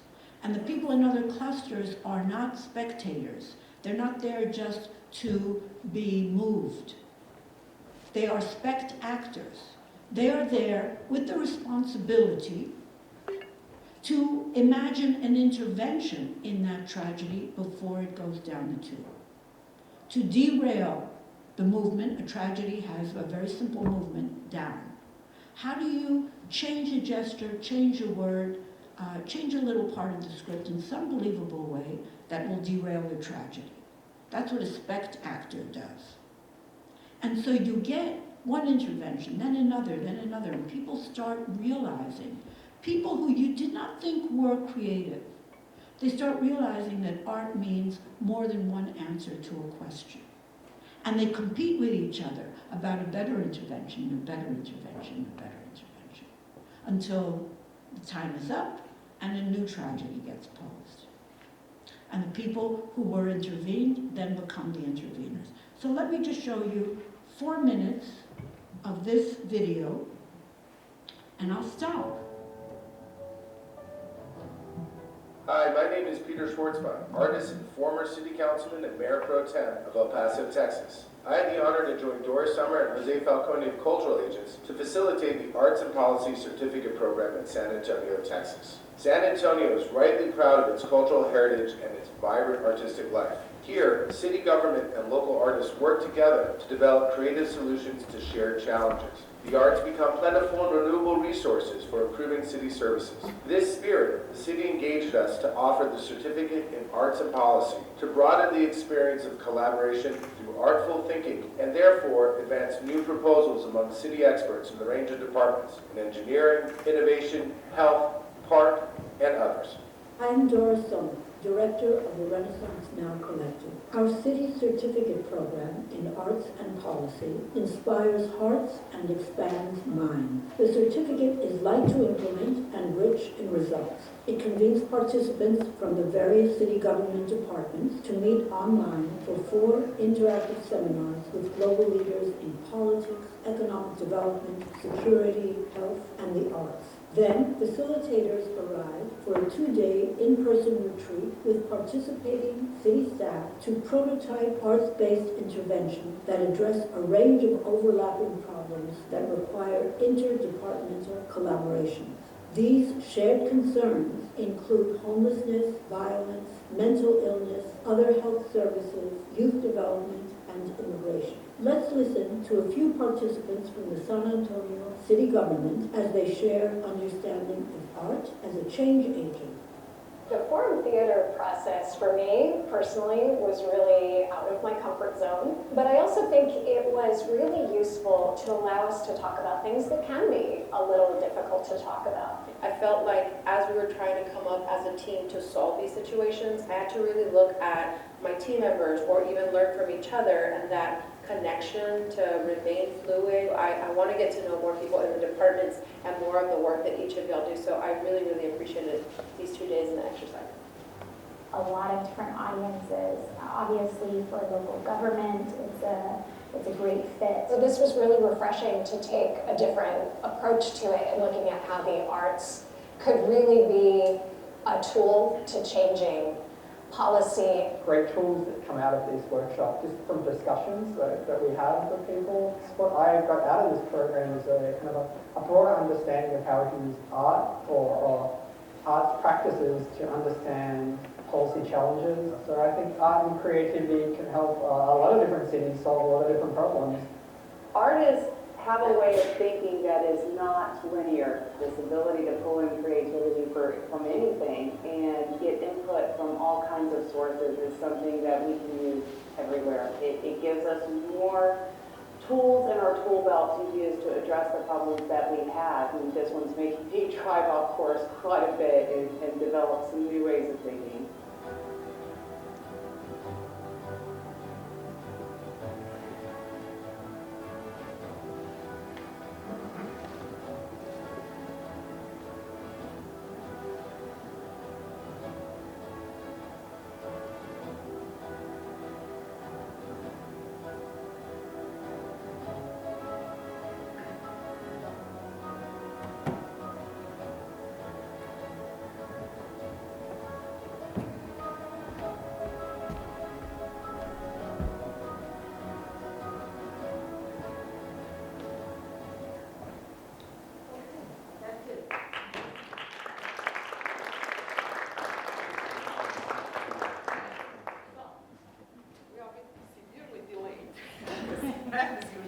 Too much enthusiasm here. So we'll have to be out in this space by 4:45. So I would like to invite the second panel to join for a discussion, and we can then continue having more conversations during the dinner. Okay. So take the seat wherever you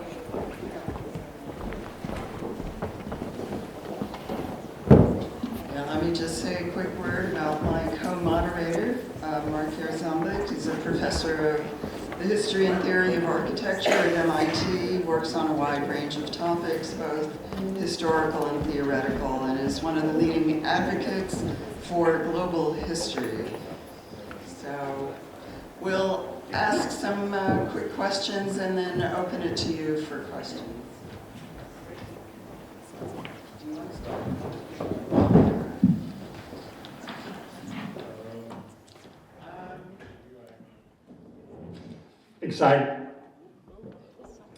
Excited to be here, and also exhausted from this afternoon.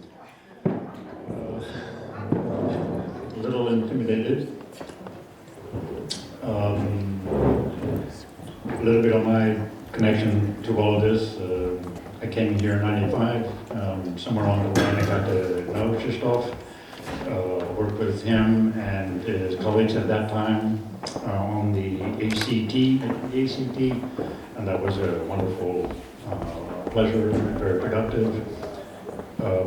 In that process, I was working on questions of urban destructions and trauma, these types of things, and so I wrote a few articles on Krzysztof, and really helped me expand my own thinking on some of these topics. So his way to sort of start this, and this might be a bit, I don't know, incoherent, and I apologize. But we've heard today some words like community, care, empathy, healing, hope, and some very positive words that I think are very important to articulate and to have as our goal in all of this. But then I think we all have heard also from the same speakers who talk about these things. I think this cuts through everywhere. Some other types of words that are equally important to sort of keep on the table. Katerina started us off with the word vulnerability. We heard from Jahn incongruous narratives. Matke talked about absurdity, we heard about complexity. So there's other types of problematic conditions that keep us sort of from getting to the more hopeful, aspirational end and goals. We've been trying to, figure out. I don't think there's one theme, in that, but perhaps to overkill it a little bit, sort of like the long vulnerability. I would sort of, it's sort of like, not that. I think we all agree that we're not interested in just finding a vulnerability and solving it somehow and then congratulating ourselves. But that vulnerability itself, whatever this may be and however it may be seen by various artists, is this long thing, right? It's going to stay with us, right? And somehow its lingering effect, right? Its belatedness in our awareness, and its belatingness. I don't know if that's actually a word. I'm sorry, but in other words, that even when we solve it, it will remain belated, right? In the actions of preparing. So in some sense, we're both sort of recognizing it, implementing some conversation about it, but that conversation, it may be too late, in a way. But yet, we're all optimists here, I would sort of think, on this table and in the previous panel as well, right? But we're optimists of a certain order that's not always easy to define or reflect or to explain. And I think that that non-linearness, that we just heard about from the person in the video, right? It is, a non-word, right? It doesn't explain what it is that is actually happening, but it is definitely a space, right? An interrogative, it's the inter, right? There's something that is not, immediate, right? There's sort of a space there where there is requirement of reflection, of research, of contemplation, but also of the energy and passion and commitment. And all of these things take time. So I was going to ask all of the people here today, and maybe one not personal, and I don't know how you might want to sort of handle that. But if we could all talk a little bit about how vulnerability factored in your own coming to terms with these topics. And that may be, could be something autobiographical, but it could be something in the work, it could be something in the teaching, or in your encounter with various peoples and so forth. But I want to just sort of slow the conversation down back to that sort of moment where something about vulnerability and awareness intersect, right? In your work.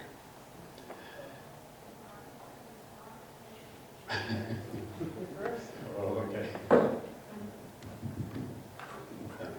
feel vulnerable now.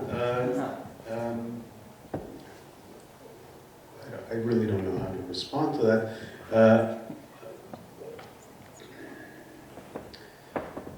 I think many cultural projects that involve the subjective position of the artist or designer, those are naturally vulnerable projects, I think. Maybe architects have the privileged ability to produce abstractions that everyone knows is for the benefit of shelter and activities. And cultural projects don't have that predefined purpose. So they could be good, could be bad, who knows what they are sometimes. So I think that makes them vulnerable, many of them. There we go. I'm going to be really concrete about the Charlestown project. So the question of civic space, civic scale, this is experienced quite differently if you have a gendered body, which we all do. So would I have gone to Charlestown in the dark and stood by the Bunker Hill Memorial by myself? No. So the art intervention creates a notional safe space. We go into a white cube, or we go into Jill Medvedev's, just off commission space, and we sort of feel like nothing's going to happen to us that will be fatal. So questions of vulnerability are sometimes transacted by art, right? So for me, that's a personal connection to a public question. And I really like that you introduced a temporality there, because this question of compassion is super difficult when it comes to that gun on the Hirshhorn projection. So I spent a lot of time when I was cooking yesterday listening to the father of one of the children at Sandy Hook. And I think the most powerful moment for him personally was when he gave a press conference expressing concern and compassion for the parents of Adam Lanza. That's super difficult. I mean, I'm vulnerable to that. I could cry talking about that, right? So that expression of compassion was profoundly important for a public discussion because, okay, the mother's dead, but the father contacted him and thereby created a relationship, which then enabled, Gediminas will like this, enabled the legal processing of papers that only the father had, having to do with the son's mental illness, the treatments, gun permits, whatever. The father totally cooperated, and that was what made the lawsuits successful. So that's, again, a question of just unimaginable vulnerability that leads to a better civic outcome. Yeah, so just a thought. Thank you. I have to say that I feel vulnerable as a representative of the humanities. No, here I feel this is a supportive group, but we share other kinds of vulnerabilities. But I just want to say that as a field, I think we need to figure out how to make visible, audible, the connection between what we do and democracy. The vulnerability... Assuming people want democracy. Assuming people want democracy. I mean, the vulnerability of that desire is gripping me, right? I mean, I could talk about personal vulnerabilities, about being an immigrant kid and realizing only when I went to college that I wasn't a citizen, I had been, stateless, I just didn't know. So I've always felt vulnerable personally, but now that word is triggering nostalgia for democracy. This is so true. I mean, vulnerability is such, there are a multitude and so many different types of vulnerabilities that we experience as women, as immigrants, as, like all the identities that we carry with us as one form of or level of vulnerability in it. But it's all relative. So I've been in my work, which I didn't speak about so much in my presentation, I often work in conflict zones, in contested environment, and one of the current projects that I'm struggling to grapple with is a project that I started more than 5 years ago, documenting the livelihood of a small farm in Gaza. And I got a grant, and I have a publisher, and this project, which was also exhibited, etc. There are many conversations. We made visible the life on this farm, given the vulnerable conditions and situation of that space along the border with Israel. And I'm not able to do that. I'm just sitting in front of that, and my mind is blown away from this level of violence that the community that I've been working with is experiencing at this moment. And my vulnerability is there, but it's I won't say it's meaningless, but it's nothing in relation to what this community is going through, and we try to communicate that. And now we communicate it with words, because design, there is no space for design. It's so immediate and urgent to just use interviews and just move away information from that space into the public domain and make it just amplified somehow. But this is where it's end with my capacity to kind of counter one part of one situation where I feel extremely vulnerable, and trying to amplify the vulnerability of others, and it's many, many times more than mine at this moment. I just want to add that when I was speaking, the vulnerability was for me the power of shared vulnerability. This is what I was trying to make point. I have a more positive view, but I think shared vulnerability creates a very strong solidarity and power that can play. Yeah, thank you, Mark. This is a great question. I think whenever we encountering art, we are in the vulnerable position. Because regardless where we come from, with whatever experience, language, theory, we have to kind of like, we de-school ourselves in each moment. And we feel that especially in this position as teachers, and instructors. Something new emerges in front of our eyes, each time when we're talking to our students. And of course, on one hand, we think that we know a lot, and of course, it's very good to remember that not everything, but we are in a very vulnerable position, because can we really say that we know, what this emerges, right? So in these moments, and I'm speaking from the experience of collaborative unit, from collaborative experience, from the experience in collaborating with my partner Meda, and also with scientists, with activists, with other groups.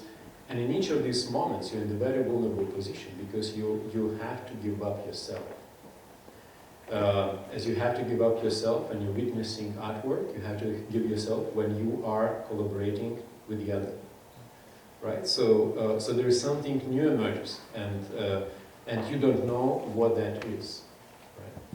So you are diving into the unknown completely unprepared, because if you will hold on to something, you will not enter this territory of vulnerability which has and offers you potentiality.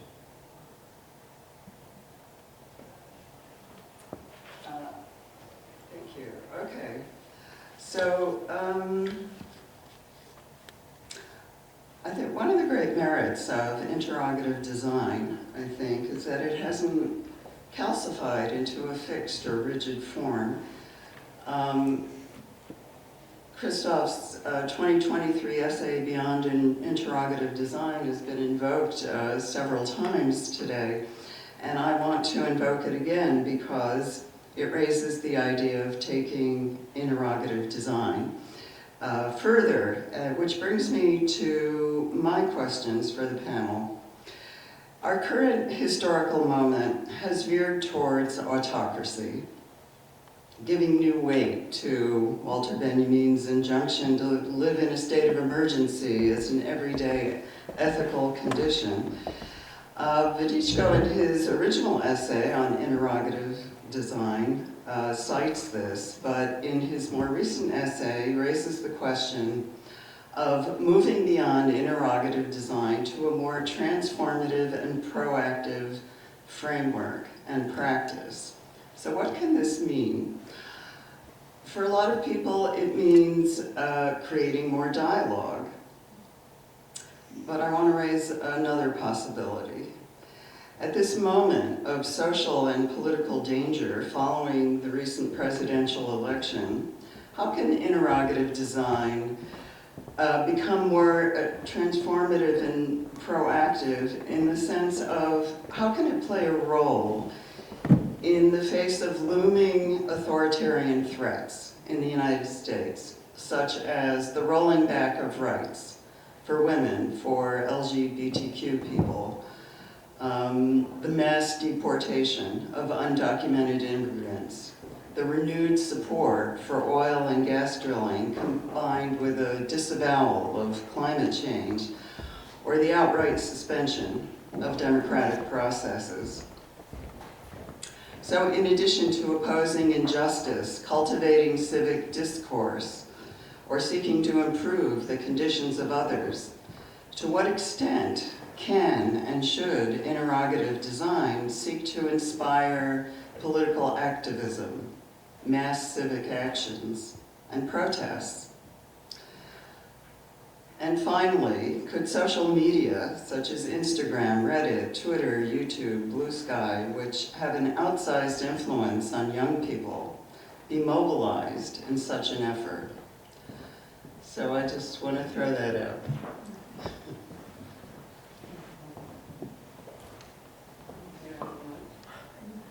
Does that mean that I have to enter this vulnerable position and answer the question? Only those of you who want to speak can speak. Okay, well, that's a challenging thing. Well, I've been here 16 years almost, and I'm not a citizen. Of course, this is not an excuse.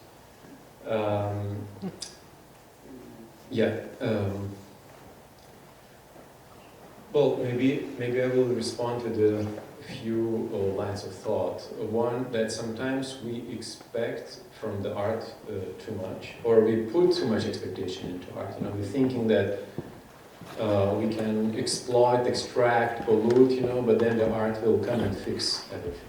So as art is, dealing with these questions, engages these questions. Sometimes we also expecting that art will repair all the fractures in the society, and repair all the bonds and so on and so. I'm interested in these forms of art. I'm interested in organizational aesthetics, but I think art, even art that manages to kind of like size the movements, even political movements, social movements, still stays on the level of the model. Right? So I just wanted to say that. And another line of flight is perhaps as similar to Krzysztof. Well, not similar.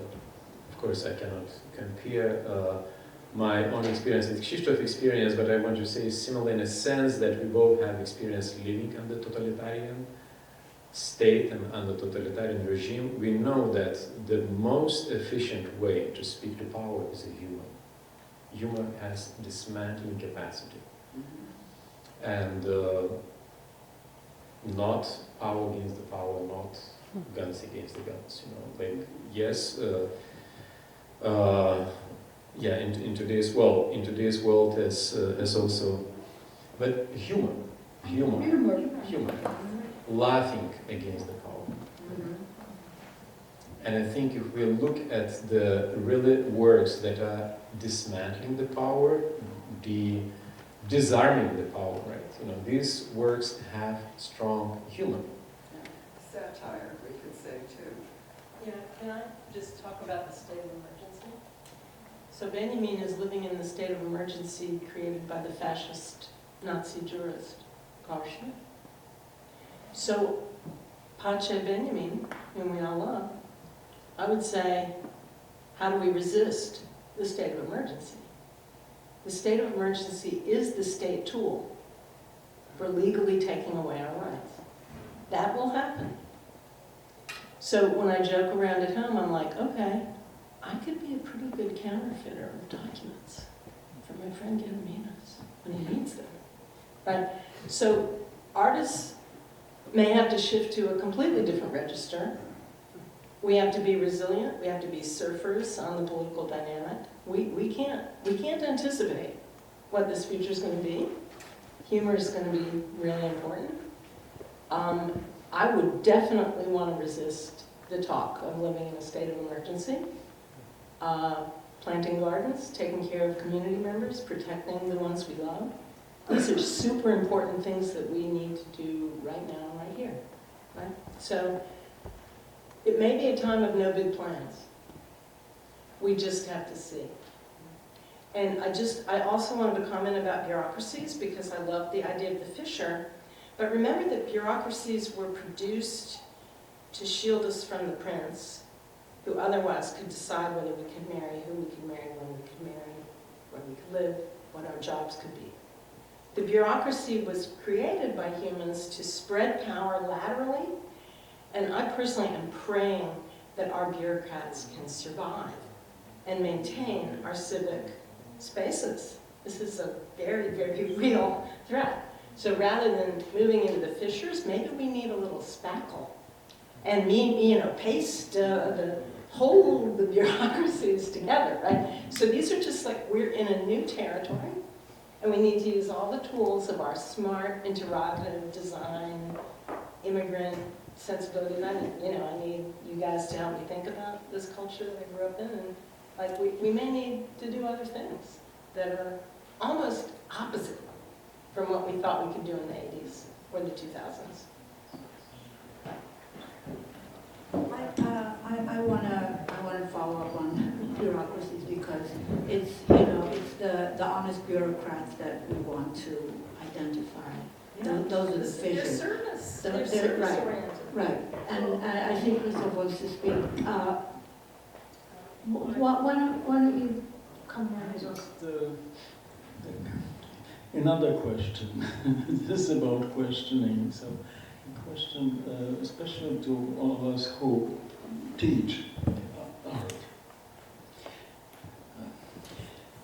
How can, in order to face or practically follow those tasks that we're discussing here, should we think of a changing structure of our education in terms of, if we're talking about establishing contact with various groups, often in conflict with each other, thinking of dialogue, but also learning from people, their point of view, how they see the world, and join them in projects, it takes time. I know, Gediminas, you know very well how much time. Malkit, you know very well. Azra, you know very well how much time it takes. Palin, you know very well how much time it takes to actually establish trust with people, move on with projects, go various stages, dealing with various institutions, administrations, groups, play a mediating role, or educate people and so forth about the reasons we're doing it. all of this. It's not one semester project. So we've been teaching so many years, maybe 55 years, but 30 of those years we try to move the socially directed art in public spaces. We always have ideas, actually very good ones. Some of our students move on afterwards and really move into projects take time. So I should not really complain or anything, but still, this is a state of emergency. That's the question is how can we do it better in the time of our tenure here as students and professors. I want to say something briefly. I know how people used to speak. I want to say something very briefly. I want to think again about more accomplices. One of the projects that we're doing in Cultural Agents is pilgrimages. Why?